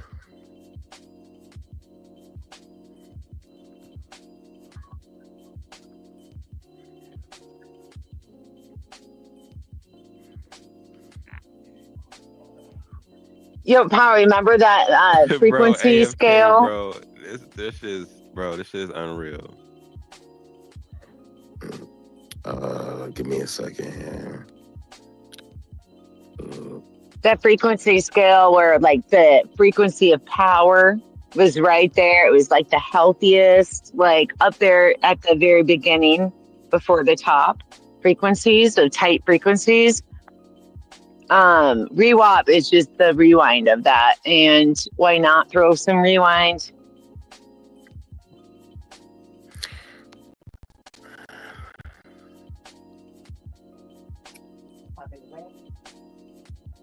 I'm not gonna lie, bro. That's almost as ridiculous as you saying we should call each other Aggin, bro. Like, Nah, Aggin. I think we should call each other Aggin. I'm not gonna lie. No, you know what? No, let's do some. No, this is called. Let's do You some. came up with this idea because of the Williams. See? It's Hold on, gonna like fry your brain. hold on. Let's do some. Now this is some Now this is some. Yeah, Justin. Maybe you can help us out. We're doing some creative brainstorming. So we're like, yo, instead of using instead of calling each other nigga, I always telling people let's come up with a new word. And I was like, well, what's nigga spelled backwards? And nigga spelled backwards is aggin. So I was like, look, listen, let's start calling each other aggin instead of nigga. Because I think that's like a more constructive way to, I guess, reclaim our power. I guess that's what they were trying to do with the N word. So aggin, I think I like it. Justin, you my aggin. Well, thank you. I will say that just sounds a bit too close to Aggie. Or like, how some people in like AAV, or like in AAV, like someone be like, oh, you Aggie, you aggravating, like, and I don't think Black people or niggas are like inherently aggravating. I don't know. I don't like agging. I hear, Why don't we go back to calling each other like brother and sister? Like I don't know. I like that one. With agging, what I hear is antagonist. And I'm fucking with it. What's up, my agging? Agging, what up? Agging, what's the vibes? Agging, what's the vibes? Shit, man, over here trying to cook up a master plan, goddamn. This agging ass bitch.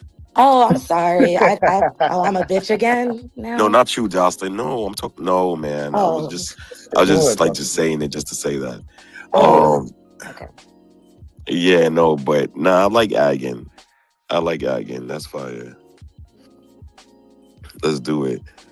Oh my gosh, Kaon, you really did this? So it means Christ and wake up. So rewop. Power, rewop. So hold on. Can you tell people in the space what you just did with the rewop? Well, like I said, every Every word that God spoke into creation has an alphanumerical equivalent to it, and it doesn't matter how you rearrange the letters, it will still equal the same. So re-rock and power, the top responses of power though is power. Christ, wake up. Wake up. Wake up. Nah, yeah, I like that. Like, Agan is cool. I mean, if you guys have any other What suggestions, is rewop? Where did that come from? How did she yo, create nah, that? like you don't even want to know, Nah, man. 'cause she was like, "Oh, She we said gonna how it say we gonna backwards call and each like other reclaim it. backwards. We just let's call your name backwards. Rewop. Rewop sound crazy, yo.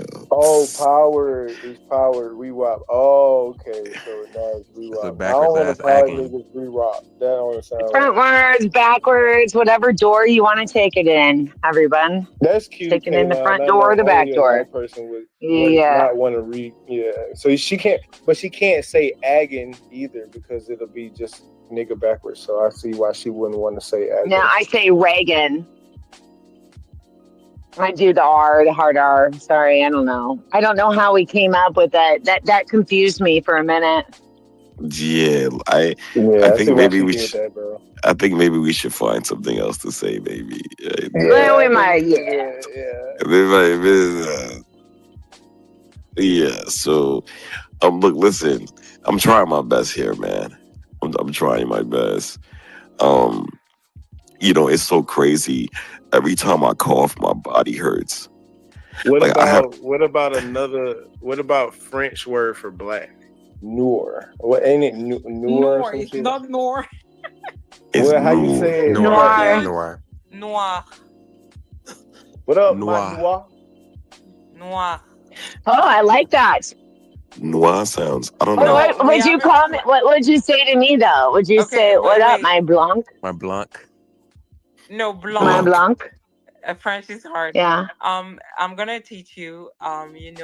In slang, we say Renoir for black people. So if you want to be cool, you can just say, "What up, ma Renoir?" Or we can say, the cis. We say go, and for a guy we say ga. Ça va mon gars? Like, what's up, my man? This way we don't have the N word because we say these words. We say just like, hey, what's up, my guy? Which is like, ça va mon gars? Or if it's a girl, you say, hey, ça va ma gou? Bien ou pas ma gou? Like this. How do you say black That's in Portuguese? Again? How do you say black in Portuguese? I don't speak Portuguese. I wouldn't know. I'll look it up. I just thought some of y'all knew. I thought one of y'all knew. I just know that for black. no, It's I like love that though. noir. That's a Yo, general Max, can you? simulation. Yeah. Yo, Max, check your thing. I like that though. Can you say that again? You said noir. You said noir.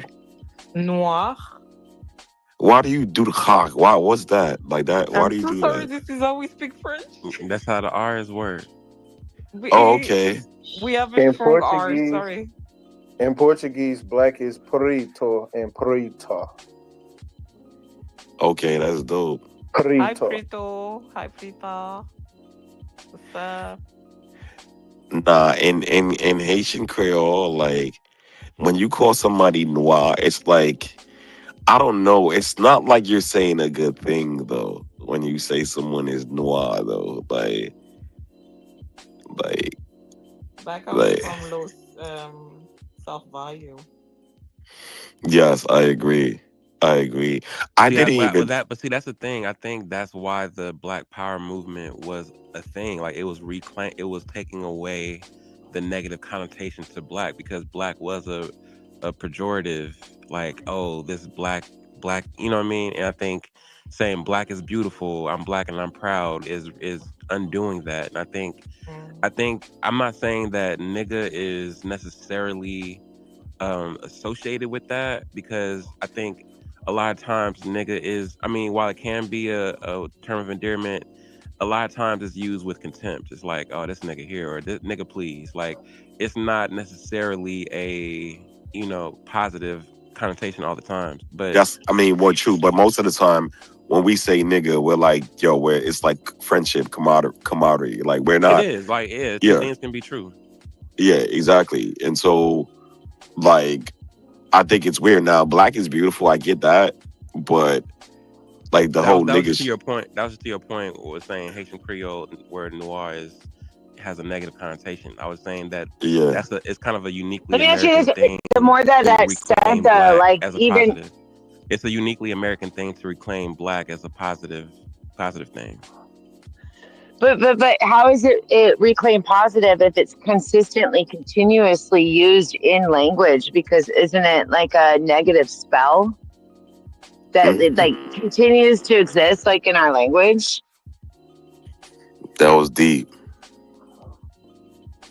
You see, I can't you answer see, that. Let me answer that, man.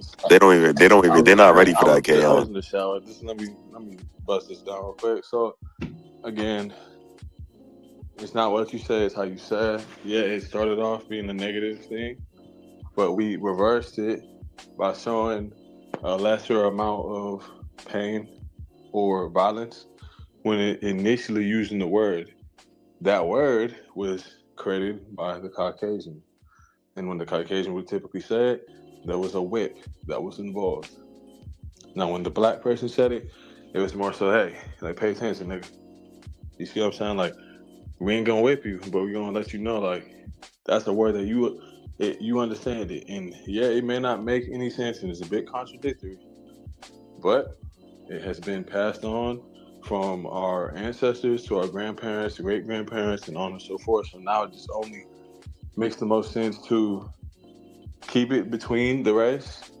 But you know what's funny is everything that the melanated person does is imitated because we are the most influential.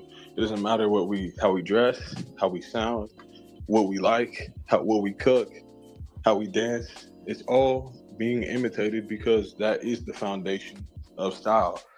And for someone to walk up to another person that is melanated and joke with those type of demeanors, it's just showing, one, again, the lack of awareness, and two, the ignorance. It's ignorance. That's all it is. So that's an owned word then. I'm Yes. sorry, but your skin color. Today owned it word. is. It should be. Today it should Well, be. I mean, but when is that gonna stop? Like, today I mean, when are Italians going to stop No, gatekeeping Italian recipes? Like every today community should be. gatekeeps their own thing. Like Italians are not And so and niggas our own thing. Egypt. You're saying that, so Out of respect. so man, you saying that we should gatekeep nigga? Yes, Is that, out of respect. you know, the bars in Stop hell? it, the Then Italians are not No, even it's not top. true though. It's not the true. bars in hell. The Okay. bars in hell. How can we say Like, that when we look at the society that we're I'm saying, why are we gatekeeping nigga? This is weird, right? Why Like, are we why? speak? All right, that makes no sense. Why are we speaking the English language? Yeah, AFK, bro. AFK. We have a long way to go, brother. Right? Let freedom ring, right? Because, bro, like, this is weird, right? This is so strange. It's never gonna stop unless the racism continues. So, out of respect, that word is owned by us. Everyone uses it because we got the I don't even think it's racism. I think it's the longing to hold on to a fractioned like chain. Like it's a chain. It's a bondage. people use Hold on that now. word because Hold on. It's a bondage. All of our It's a strides, chain. all of our strides is it's a broken chain, and when This is will deep. it get This is fixed? deep. Yeah, we already. When will it get fixed? You have to start This is deep. speaking This it is some into deep stuff. reality. It's always this phenomenon after people do some super duper fucked up shit where they're like, oh my God, but it has to stop here. Like, I don't know what that is. Like, why do we gotta stop here? Real quick, hold Yeah, on. Let me add on to that. we got a long way to Let me go, add on to brother. that. If it's bondage and a detrimental thing, Then why don't you just let us have it? Why does everyone else participate? So Mo Wisdom, you just said that you sat here and said melanated Cook people. Mo Wisdom. So Mo Wisdom, you Why sat does here. everyone else Hold on. participate? Hold on. You sat here and said, yo, melanated people are the most influential, We are. right? And creative. If we're so creative, why don't we just create a new term, right? As opposed We to already gate. did. We Hold just got on. hard R. Sorry, but that has nothing to do with No, I'm saying, creative. give me a second. This No, has something to do with pain. no, I'm talking about nigga. I'm talking about nigga. Oh, so you want to just relive the pain then? No, this has nothing. Listen, first off, the N word is not the only slur that exists. Okay, you have to understand that we have other slurs. The Arabs also have slurs against us. We don't deal with them words as Americans deal with the words of the nigger words in Arabic. They call us abid, which means slaves. Okay, the North Africans they call us azia, azi for all guy. We don't really laugh with it, but if you find a way to use that word, it's powerful against the white people. Okay, because they can't ever use this as a tool against you, and this is what we're failing us black against the Arabs, and they still disrespect us because we're not acting like the black Americans. So I just want to say that black Americans decided to give that word. They just free to do so, and nobody can tell them otherwise. No, we didn't decide. We were forced Just like to. can't nobody say Hold on. that Jews run the No, world. Like why we can't have the same? we were forced to have We that gotta get word. behind our We shit. changed the world. This is crazy. Thing. Every single race says the word. Every single race. Now there's a logic behind that. Hotep. This nigga name is Rewop now. His name is I what? knew someone was Rewop. gonna do it. Nah. We was trying to come up with new words. Like I was saying, like instead of using us calling each other nigga, we should spell nigga backwards and call each other aggin. And then Hell no, that's and bad then word. You gotta and do then better. Kayon said, "Oh, so if we're spelling words backwards, let's call you Weewop." And I'm like, "What?" And yeah, and that's how that happened just now. So wait, wisdom the back. power is his actual name though. No, power backwards is Rewop, and wisdom backwards is Mosidam. It's funny. I was thinking about this shit yesterday, and look, we're here. It's kind of wild. Mine is cooler backwards though, man. Mosidam is cooler than Rewop. You got it. Nah, that's what's up, man. Good for you, brother. Let me say this quickly though, right? And so, right, and so, But you can't replace. I don't think there's a very a smart purpose in trying to find a word to replace when you can just say, "Hey, my friend," "Hey, sis," "Hey, my guy." You know, words like this. What do you want to replace a word when you know that the N word is used as a brotherhood? Is used for brotherhood with the other black people. There's You already a understand me? universal word. It's brother. That's the only word that everyone should be using. Yeah, as Muslim, when we have a sister, we say, "Hey, ukhti." Hi, it means "Hey, my sister" in Arabic, or "Hey, akhi." It's like "Hey, my brother" in Arabic. Aki. This is how we call each other. Right, but if it's a forbidden word like the N word, then shit, yeah, just let us put it in our treasure box. Let us deal with it. We don't need everyone else trying to tell us what we should be dealing with. If you really understand, No one's trying to tell you what to do, but it's it's spelling. hold on. It's I spelling. didn't even land. The plane is crashing. I'm gonna pick it back up. We're back in the air. We're ready to fly. All right. So what is most important is you gotta have a higher level perspective on this. If it's really something that we want to change, let the people that have to deal with it, that were victim to it, deal with it, and then give us enough patience and solitude for that shit to heal. You expecting this shit to heal overnight, while we dealing with every other battle that's coming from every other race. Every other race. Everyone dislikes the melanated person. Everyone, even its own people. Let's be real. We are literally playing this shit on hard mode. So it's gonna take some time. It's not gonna happen overnight. Yeah. So the problem with that is that making like these blanket like generalizations is it's very like just intellectually lazy, right? So you sat here and said that everyone hates the melanated people, right? Is that what you just said? I mean, Word it's for observable. word, verbatim. So help me out. So when you say everyone, right? There's about over 1 billion people in the world, right? It's Is observable across cultures. Look at in India. The darker skinned Indians are treated at the bottom of society there. We're It's talking about observable across the average culture. person as well. Power. We're not literally saying every single person on the planet. interesting. So you're saying like for the most part. Average. The average person. The average person from each race has prejudices and stereotypes about the melanated No, so people. you're saying that the average melanated individual is hated, right? It's like Yeah. most hated. Yeah, facts. Fuck, have you not seen the social media? I mean, I can tell you, I live over here on the west side, and man, that's why I'm up in here because it's a misfit, nigga. I figured out I'm better off not trying to fucking fit in. Well, that was my problem. I was trying to fit in. It's a misfit, nigga. I'm leading the way, and yes, I know I used the word, but hey, I'm from the root, both parents. So I feel like if anyone can say it, it's gonna be someone from the root. No different from when a Hispanic decides to say, "Hey, wait."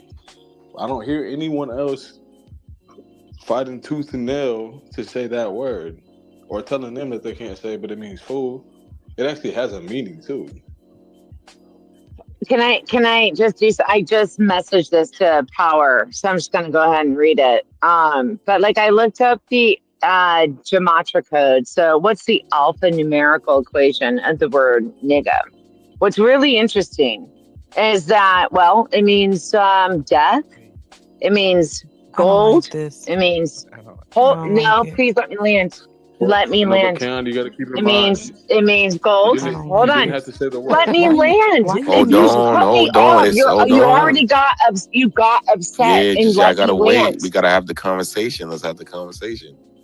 Let me land because this is wisdom. This is wisdom. Okay? This is how God spoke creation. All right? So the equivalents are also gold, fire, Kabbalah, the same practice in which I'm reading this to you right now. The interesting thing is that the word nigga, it can produce change. It shouldn't maybe be removed from language. So I just want to go on record and say that maybe now that I read all of the defining terms behind the vibration of that word, I can agree that maybe that is something that needs to, at least exist within your culture because it's a breath of fire that maybe should be kept alive. The Yeah, end. and can you just refer to the word That was as the N word? I sent it to No, Power that was and I deep. will hold post on. it. I Can you don't just understand refer? That why was you have deep. to Can you say refer it. to the word? That was Hold deep. on, That was hold deep on. though. Just be grateful. Can That you was refer deep. to the word without having to say it? But That's all we at asking the you. end of the Just day, don't even say it. her Don't pronounce opinion it. or Don't analysis is like. Just irrelevant. refer to it as the N word. When you Only the pronounce it, Black Americans. Okay, so if I say the exact same thing you did, then yes. it offends you I think it's because I'm referring to it yes. in a Yeah, spiritualist she's sense. from Yeah, a I'm spiritual, like you know Are what we I'm gonna saying? be Like all she continuous, was or are we gonna have the conversation? Because we can't be both. what are you talking So about? can I respond? And I'll just learn. You go ahead. Okay. There's no reason to pronounce the word. Just refer to it as the N word because, again, I told you this is a spiritual and mental battle that we're addressing at the moment. It's still sensitive. There's no reason why we need anyone else outside of the root melanated culture referring to the word from an outside culture. but I wanted to learn what the word meant Okay, and I looked it okay. up. We can't be that ignorant. That's what Are Yeah. I you gonna thought cut I me just off? No, said. hold on. Yeah, hold on. Let me say this though. Nah, You guys this are is gonna not ready. Hold on. Give me a You cut second. me off. I You can't guys, hold respect you. on, man, because you're about to say the same shit that every black person always says. You guys are hold on. You guys are not ready to have a evolutionary conversation, right? And so when she's literally just reading you something, right, that she read, right, and from a spiritual, metaphysical standpoint, right, that's all she's doing, right? And so once again, the hypersensitivity is crazy, right? How can we have these conversations and grow and learn from one another if you guys are hypersensitive as fuck, Yeah. right? That it doesn't That's make kind any of sense. rich coming from you, because when I was trying to elaborate on my point, you didn't even give me the grace of being able to finish. She cut me off and she went ahead and said she was trying to understand the word. All right, that's perfectly fine. That it has nothing to do with the pronunciation of the word amongst the melanated people. How ignorant Well, can it's it just be? it's the spelling of the word that I looked up. I didn't do the hard R, if you want to be Okay, but honest. look, come on, Hey, yo. Power, I'm not gonna post that up in the space, but Come on. God's Can we be word that. genuine? Hold This on, is Mo. ridiculous. You keep cutting me off. You cut me off like Sorry. every time I talk. Sorry. It's kind of ridiculous, and you got to pay attention to that subconscious mind.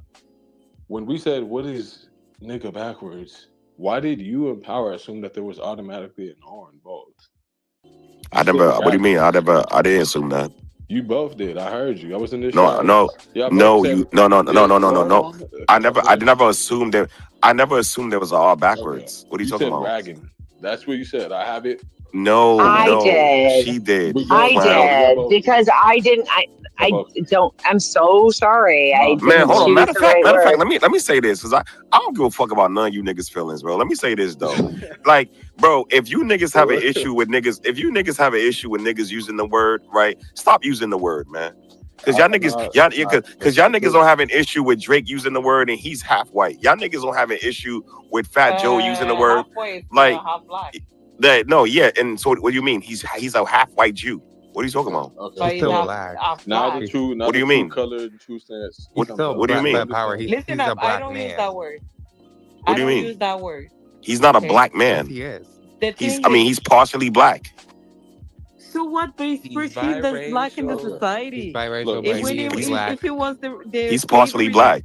Power. It's ironic that you're asking for us to have a level of sensitivity or tough skin when you won't even have the tough skin as well.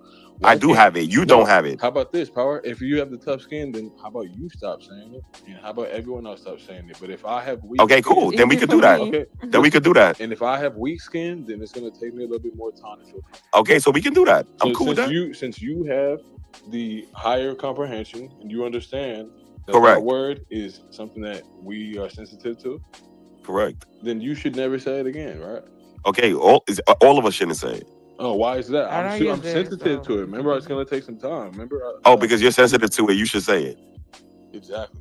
Because that's the stupidest. That is the stupidest thing I've heard all day. Bro. That's stupid. So because you're more sensitive to the word, you should use it, right? No, because you have a higher level of comprehension. You should understand. No, you're missing my. You're admitting that you have a lower level of comprehension. Is that what you're admitting? Yeah, Power. I just admitted. So okay, can you wait for me? That works for me. Hold on, that works for me. That works for me. Cool. So I want everyone in the space to hear this, right? He said he has a lower level comprehension, right? Cool. And he wants to use the N-word. And so cool. Yes. All right, cool. Thank you. So you're admitting that people who use the N-word, they're just, they're low vibrational. No, low vibrational. It's a spiritual battle. This is gonna take some time, brother. That's nothing to do with the conversation. That's what I'm saying. No, he's saying that. So they just wanted you. I'm gonna put it clear and simple. They just wanted you to use. When you read the N-word, just say the N-word instead of saying nigga. That's it. That's respect. Yeah, the problem is that I ran. So the word I ran, and so how this started, I ran it through the gematria calculator. Cohesion. Everybody happy. Everyone is. I know, and I wish they could see. I'm afraid to post this. I gave it to Power. If he wants to, he can. That is not the subject. It's not your battle for one. You pronouncing that word. They didn't like it. So please, next time, can you use the N-word? Yeah, instead of Kaon, saying it's No, not. niggas. if I'm looking Oh something my up in a God, bro. dictionary See, look, of it's What? Gematria, contradictory. I'm going to tell you This the is exact term this is not that this I is use. Stop not making me afraid, to be No, honest. no it's this yeah, Okay, this I is Well, it's no, understand. but I I think just she's contradictory. just want nah to this asking is you read. to be. this She's is just nah asking you this to is be reverse. respectful. No, I this is understand no that you want to read, that but this it's is hurting people. You have to So show some respect. as a devout Christian, please respect the wishes. That is not I'm hurting not you. devout You are you not never said she was about Christian. Christian. But anyways, let me say this quickly. We should all um respect people and address people the way they want to be and addressed. their wishes at the bare minimum. That is not true. That Hold is And on. who is a respect. That is creator? Who No, is a basic. misfit and a nomad?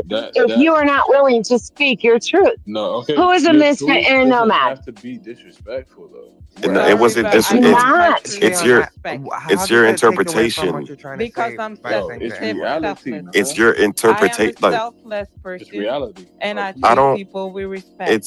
it's no look Power, I've listen. never asked for your help, Hold but on, like give me a if you could second. interpret what I thank you. No, give me a second, bro. You guys are so like emotionally weak, right? You guys are interpreting the research she did, right? And her saying the word because of the research she did as disrespect, right? That sounds like a personal problem. That's what I'm saying. You know what I'm saying? Like that's what I'm saying. If you guys are like emotionally weak, just say that. Now, if you guys can be honest with me and tell me that, then I can be like, okay, Kayon, let's just, respect where they're coming from because they're just emotionally weak, right? And so if you guys can just be honest about that, then we can have a better conversation. You know what I'm saying? Like, so, like, does anyone want to come on their mic and say, Okay, look, so imagine me yeah, going to a predominantly Caucasian space and I'm telling them what they should be working on as a culture. And I'm pretty that's much not what she said. no, I that's never the actually did that. reverse. Because think about this. Not everyone She is never, hold no, she on, never said hold anything on. like that. Not everyone is spiritually inclined to give a fuck about the gematria of that word. You can't assume that everyone is into Honestly, I didn't alphanumerics care about and that whatever she vibration said. and that spiritual Correct. magic and all that. Just because the word vibrates to 462 doesn't mean that anyone here is going to give I a don't fuck give a about fuck it. about the vibration And either. then two, on top of Period. that, it's our battle. We appreciate the concern, but What battle? it's our battle to have I don't care to amongst the be melanated sensitive, people. weak. What battle? Power, Oh my power. god. This imaginary battle. Power, This can is I tell you crazy. something? What? Yo, this is You I know, got it, bro. I Power, you can't need do to this. understand But can something. you Nah, bro. clarify Hey, the spiritual battle? Can you No, elaborate please, on that? Power, BJ, please. before BJ, can you BJ. act good, Power, can I tell you something? Yeah. You love to describe people, but that doesn't describe them. That describes you. No, it doesn't. It describes you, not me. No. Your perception of others tells us more about you I'm not, than I'm the not the one person. complaining. I'm not the one complaining. You are. No, we're not. I'm not complaining. I don't care for a person reading Okay, so what's your personally. point?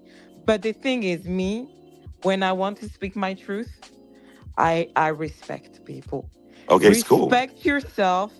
Okay, so Respect I the people. apologize that I said that I researched the word in the Gematria calculator, which is actually so every word you speak has a weight to it. It has a weight. You don't understand that, but it does.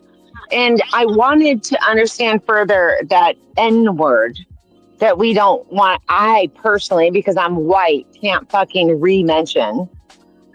And I looked Yes. it up, and you know Yes. what? You know what I found? What I found actually changed the floor on which I stand.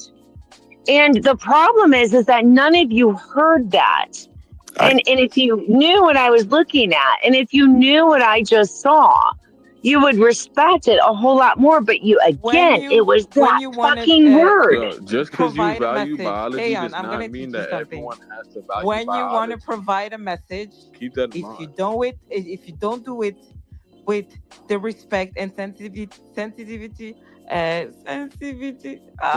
don't know how Sensitivity. to say. You understand? Sensitivity. Okay, of the I people. know. I'm sorry I didn't throw some People are baby not gonna powder care about what down you before say. I fucking No, landed this that. is People the are not thing. gonna Oh care my about what god, you bro. say. This is we You're building not Yeah, gonna something. this deliver shit. So look, this is listen. why you need, when you're truthful, you also use a proper Fatima, delivery. you're off the money. I understand what you're trying to say, but it's simple as this. You cannot think that everyone gives a fuck about gematria. Just because there's a vibration, Why? all right, because they didn't ask for unsolicited advice. If they ask you, that's a different story. They didn't ask to be taught. It's not Hold on. advice. No, Yeah, but It's how okay, creation but is okay. created. yo, hold You're on, I got talking it. about No, the I'm gonna give me a vibration of the second. word. You're Hold talking on, about the hold on, hold on. vibration of the That's word. hold on. That's like you're literally being a hypocrite because no one ever asks you for your unsolicited Bible verses, but you always On say them all the culture, time. on culture, No, on I'm saying race, you always give your Bible verses all in the a time. You always give humorous way. no, you always give your opinion and perspective all the In a time, unsolicited. humorous way. We're talking It about doesn't something that has matter. to do with race right now. But you're assuming her intent was I didn't say nefarious. that her That's what I'm intent saying. was. I'm saying people Okay. aren't going to be forced to give a fuck And about that's fine. And that's fine. We can't do anything about people's feelings, brother. Okay. So you mean to tell me if I went up into Like, a hold primarily on. Caucasian, Hold on. yeah. Give me a second. Do you think I got like this far as a content creator by caring about what you guys No, think? that's valid. I don't That's care. valid. I don't Power, but that's what I'm saying. let's reverse the role. I go into a primarily white space and I say, did you know that the vibration of redneck was actually 28? But That's you did, again, fine. you took it Do you think that completely everyone is That's going to be wrong. fine. okay with that Here, conversation? No, I'm gonna look up Do you redneck think for you everyone's going to real be quick. alright with Let that me yo, conversation? look up to make it Let's be fair. real. Let I'll me look record up it. How about look up redneck, this? How redneck. or about this? I'll record it. yeah, should I look up redneck or should I I look up will cracker? record the experience, bring it back to y'all, and we'll have Should a I conversation. look up cracker Yo, or redneck? listen, do me a favor, I'll do go it. into a white space. I'll Yes, do it. do that, please. And I'll Record see. it and let me Let's see know. how they react. Since I'm Yeah, super let close. let them know. Let them know. Okay. Let me know. I mean, let me know. Yeah, it's kind of Because I'm open. I'm open to it. assume that is something that's not going to rub people the wrong way. The I never said it problem wouldn't. is what I said is that Okay. what you heard was the word. No, That that wasn't the one problem. word again, you didn't That's understand all you at heard. all. No, But that I wasn't was, the No, hold problem. on. I That was one of the No, problems, but it wasn't all the you heard. That's problem. what I'm saying. All you heard was the word, but you didn't hear anything else after No, that, did that you? wasn't the problem. That was one of the no. problems. I'm saying you're That was trying to teach people hilarious. gematria when they didn't ask for a gematria lesson. I know, but that's what I'm saying. Yes, exactly. But that's fine because if it's an open space and everyone's just sharing their perspective, Okay. even if people don't care about gematria or whatever that is, right? She's still open to sharing her After perspective. Like 30, she's still open after to Dude, sharing. I actually literally said What do you to mean? stop. You can keep using that word. Keep using no. that word. It means Okay, fire. cool. It But means She literally said change. that. That's what she understand It literally everything. said. means it means like it's a Okay, conflict, but and listen it to this. poses a conflict on society, which produces change. And I posted it to Power Space. I can't post it I'm in sorry. my space. Where My did you get God, I that will be vibration? crucified. Yeah, this is You said what? the main thing. The main What thing website was did you use to get that vibration? If you'd allow me to answer, so again, A equals 1, English gematria, or there's Torah code, A equals like 11. There's different equations, but it doesn't matter. At the beginning of language, there was a weight of numbers associated with a letter. So every word you use is actually a spell. And all of your words, even your birth name produces a script, so to speak, of the achievements that you can go ahead and reach. And it gives you also a script of the negatives that you could, it's like a yin and a yang. It's like Sorry, where you so ride. it's the N So, word. no, hold on. So you asked me a question. I'm not done answering your question. No, my question So was, what was the I, website? Nothing more. well, gematrix.org. So if a G-E. word has, let's say you said spirit or vibrations. No, it's any word. Any word has This is how vibration, then Elon Musk fucking made his companies. He uses the Can I gematria finish my code. question before you answer? If a Mhm. word has a vibration, then you're using other words to describe a word, but then that word also has a vibration, so it's infinite. Okay. I'm not following what you're saying because I don't think you know No, the school you of said thought. the N word. The school of thought that I'm coming from. The school of thought where I'm coming. You said the N word is a word like any other word that was created, has a vibration. Yes. So You it use has the a word lips. to describe, and then these words also have a vibration. So it made Yes. it infinite because it's never gonna Yeah. end.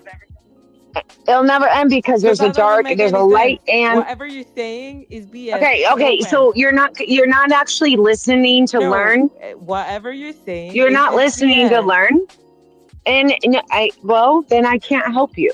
Well, that's because No, people. All right, hold on.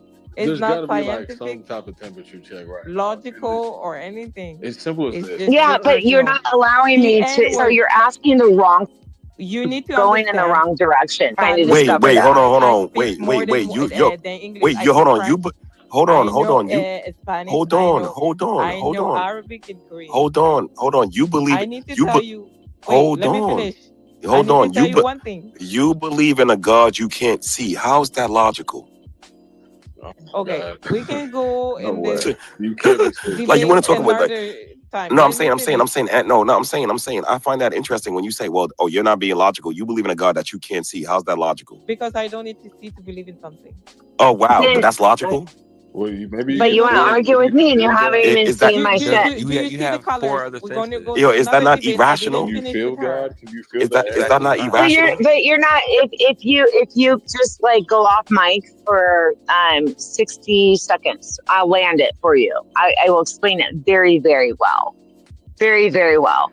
From the beginning, the origin of language. See, we don't know what God is or what religion is, right? We only know that which was constructed for us from a programming of language that formed over thousands and thousands of years. And at the origin of language, see, that's where you can find God because God spoke creation, right? And if you look up how they came to the Torah code, right? If you look at how we came into the Roman alphabet, we went from actually Egyptian consonants, 7 of them, and we went to a 21 then alphabet through the Hebrew language, and then we went to 26 with the Romans. That's the Tower of Babel. That it confused language, but at this underneath all of that is data. It's numbers. And so if you want to go to an original script of A is 1, B is 2, C is 3, what's really, really fucking interesting is that it doesn't matter if you say Jesus or Jesus or however you want to spell it, it comes up with the same description markers. So if you want to know the script for your life, you look up your birth name, you follow a bit of the code, but also underneath that, like when I looked up the N word, that's when I said, and I wrote to power and I said, hold on now, I have a whole new school of thought on saying I really, that word offends me. Because now that I see that within the way that it is alphanumerically written, that word has some fire behind it. And fire is required, right, for regrowth, for change. And that's what that word also means, is change. And it also means Kabbalah, the Kabbalah, when that goes back to the Torah code, the one code I'm talking to you from. So there is actual proof of what I'm saying. It's just a matter of, can you open your mind a little bit Yeah, to but I need receive to it? understand because we're speaking languages that move. These languages But are not set in stone. no, They the language is evolve. numbers. The numbers is the No. The language, though. languages, they change when you speak. Today's English, it was not the same No, English that's as the yesterday. dialect. That's the The dialect N that word, the changed. Negro word. The Negro word was just saying black person now is maybe negative. Okay. Well, This Negro means word, black. meaning it changed. So whatever you're saying is not consistent. No, well, you know what? I have to disagree with you. The numbers will never lie. See, that's the one thing that you cannot argue with me against is the numbers. They will not lie. All right. Everything You ever is heard energy, frequency, and vibration. It's numbers. you can bring Yeah, the no, horse to the absolutely. water, but you can't make the horse. Thank you. We all know that. Yeah. We all heard the saying. Nah, you brought us to the water. And we also had a 30-minute conversation prior to that about how there was a sensitivity behind the word, and it's our battle that we would like to address. In this space, I'm open to it because we understand like it's misfits and nomads.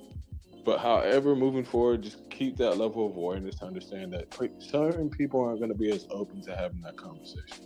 And it's not a personal thing.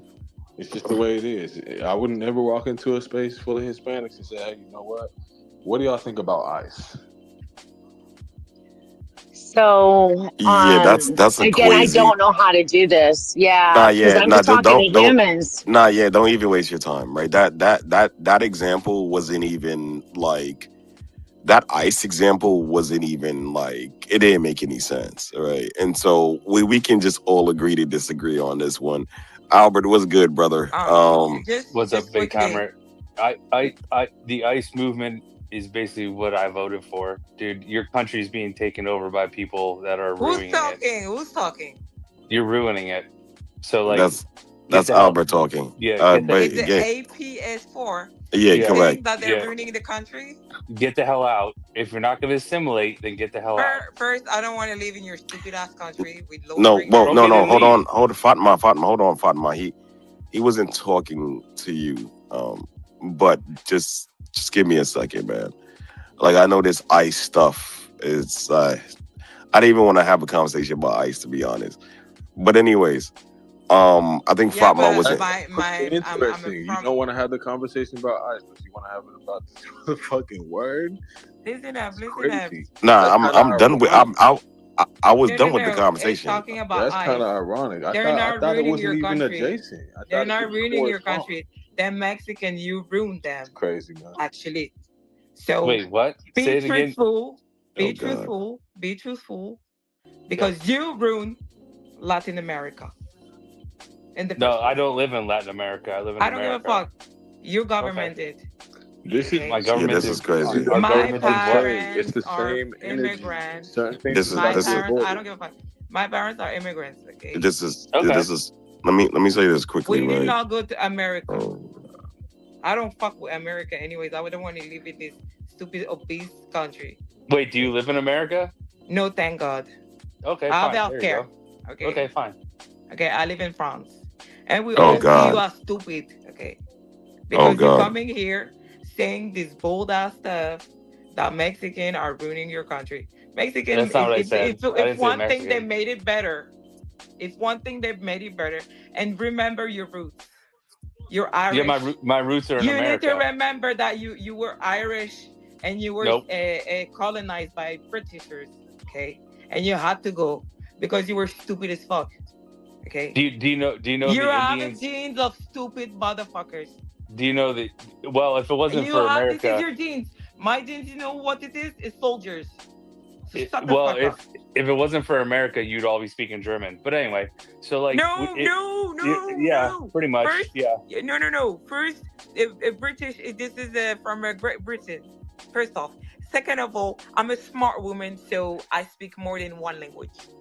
Okay? I'm not stupid like you. Coming up and calling Mexican. What does language have to do with any of it? Okay. No. You come here because our friends are Hispanics, okay? Living in America, and they're smarter than you. They go to top schools. Which school have you been to? What does that have to do with anything? Yeah, none. I went to a private You Catholic. want to vote for ICE because you're stupid as fuck. I went to This private is my Catholic. issue with you. I went to private Catholic university. So, and my son goes to private school. So, what's that? What are you even talking about? Okay, shoot me, Okay. man. Okay, good. No, I'm gonna show you Shoot shit. me. No, you can shoot me. No, France is like one of the worst, despicable places on the planet right now. Like you guys hate each other. We don't have zombies roaming around. Okay. You don't have the drugs. Zombies roaming around in downtown. This is crazy. You don't have the What is your drugs. name? They use Lady speaking. What Okay, is we your don't have name? this in Paris. Fatma. Lady Fatma is her name. speaking. What is your name? That's Fatma. Fatma? Yes. Oh, it's a beautiful name. No. This Albert is dumb. Okay? And you give voices like this sometimes, and this is what pisses me off power. When you I give give a voice and a you. platform So to what people you that are know? No, like you him. no you no you want an echo chamber, right? And so Yes, exactly. that's so I give voices to like people with different opinions. D-Man doesn't agree with 90% of the stuff I say, but I still give him a chance to speak, right? You So need if to come you, here, bring the shaitan and the demon, and give that's him what I'm saying. you need to give him a voice. No, I give everyone gets a Bring voice. That's no, shaitan. I just allow I just allow people to speak in my No, you spaces, need to and bring shaitan. I don't know, I guess, right? The But what devil, I'm the devil. Does Bring him France here. does France have a First Amendment where you can say what you want to say? Look at him. He doesn't even know about it. This other country. Yeah, I would never I live know in your France. Second Amendment is a right to bear an arm. I studied your civilization. Okay. No, it's the Fatma, First is Amendment. I said the First You Amendment. don't study other people because you're too stupid. Fatma, No, I just don't care. You come and brag. My son is going to a private school. This private school is just nothing. Fatma, would you say that a lot of the angst behind your voice, like it comes from a similar struggle? A struggle of what? A similar struggle of cultural identity and association. What cultural identity you're talking about? The one the one you're speaking from, the one that Your was. You need country's to being precise the taken over by question, lady. immigrants. Your country's being taken over by immigrants. No, The my French culture country. is dead. The French culture is dead. No French says that. Okay. French culture is very much alive, and if it's dead by something, it's by American culture taking over. Why would we don't move there? We don't move to France. You don't understand. You don't understand. You can't even understand that you know that Korean influences a lot of countries and they don't move. You don't understand that this is possible because you're only in your bubble. Yo, so yeah, this is crazy. Try to speak French. First off, learn French. Then I come don't to care French about learning conversations. French. See, you don't care. Mbappe is the best soccer player in the world. Other than that, I don't really And care. it's immigrants. Pure. Yeah, immigrants are the third world immigrants that are brought into our country have ruined everything. Who brought them? They moved here themselves, and then Who brought them? Give me the name. You mean our government let them in? France begged. They begged Africans to come. Yeah, how'd that turn out? They begged my people. My grandfather. Yeah, so let me. One of my grandfather, died for France. They begged my people to come to the front against the Germans. They begged us to come, and then what they did is reunification. So no, I'm teaching him France history. I don't care about France history. Shut up. Then they came. That's how immigration happened in France because they currently lack people. Okay, we still have immigrants coming because they study. So you don't know what you're talking about. Though. You don't even know actual numbers about what immigration does to a society. And you don't even know that you're from a blood of immigrants. You have nothing to do in America in the first place. Only the natives are supposed to be in America. You're not supposed to be here. Okay? Your country is from colonizers. Well, she's not wrong about that. And it's why we celebrate Thanksgiving.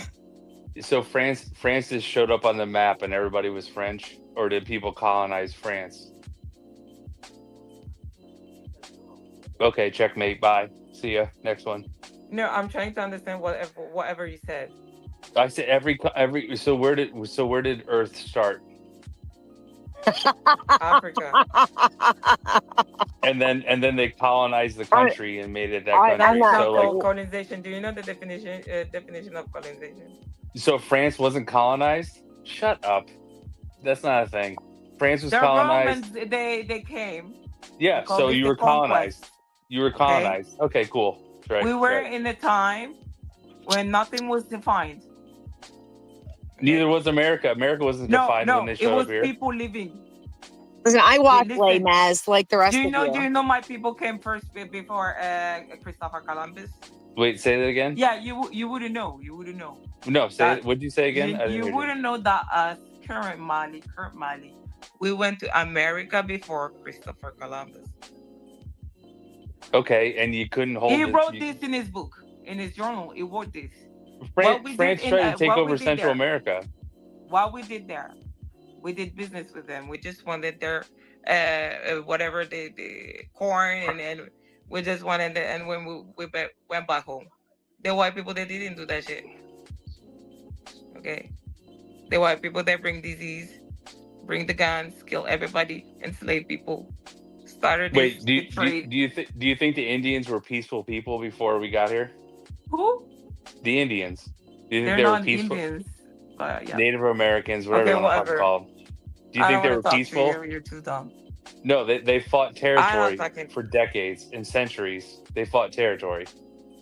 They killed off every other tribe that was around them for territory. As you would too, as we did, but we won, Yeah, right? That's Yeah. humanity. Yeah. That's just the way it works. Yeah. That's just the way it fucking works.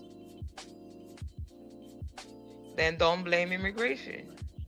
Okay, if it's how it works, shut up about immigration. No, if in 2025, if we're gonna bring a bunch of third world people into our Shut country up if you're and they not don't happy with it. assimilate, They're gonna come. and they don't assimilate, What do you guys- then that's we can kick them out. None of you live near the border here in America, like I do, and you would see a different story about immigration and how grossly it has been performed as of late to pull all of these immigrants in, and then there's no resources, and we don't even have enough in our own right if you're a native citizen to go around, and now we then it's like, I am not uncompassionate to all of the immigrants. In fact, I feel really, really fucking bad that we're like, here, open borders, come on in. And then all of a sudden it's like, oh no, never mind, fuck you, good luck. And by the way, we're going to deport your ass. My We're going to question deport. is, what would have Jesus done? Well, Jesus isn't in control of this country. If you really follow Jesus, Oh, here we go. what would Jesus do? What would Jesus do?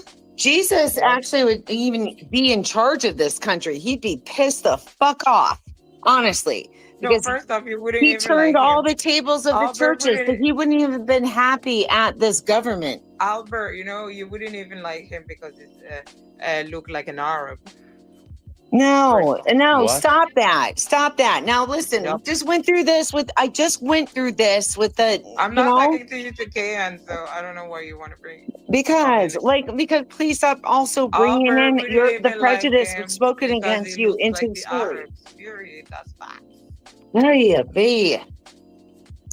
Yeah, that's what I'm saying. Like it's yeah, man. I don't know. It's crazy. It's really these conversations is crazy, to be honest. Like it's crazy that having these conversations are not for the faint of heart, Like it's not easy. Damn. Yeah, my body hurt, man. But anyways, Hey, what are you Coming doing to a about that? conversation and talking about Mexican and ice. no. Well, Albert, they can't come in, and he did mention ice, right? And I was like, oh, Yup, it like, I'm like, what the fuck? What was that about? Yep. Hey, Fatima, if there was a culture that came in and tried to take over your civilization and tried to take over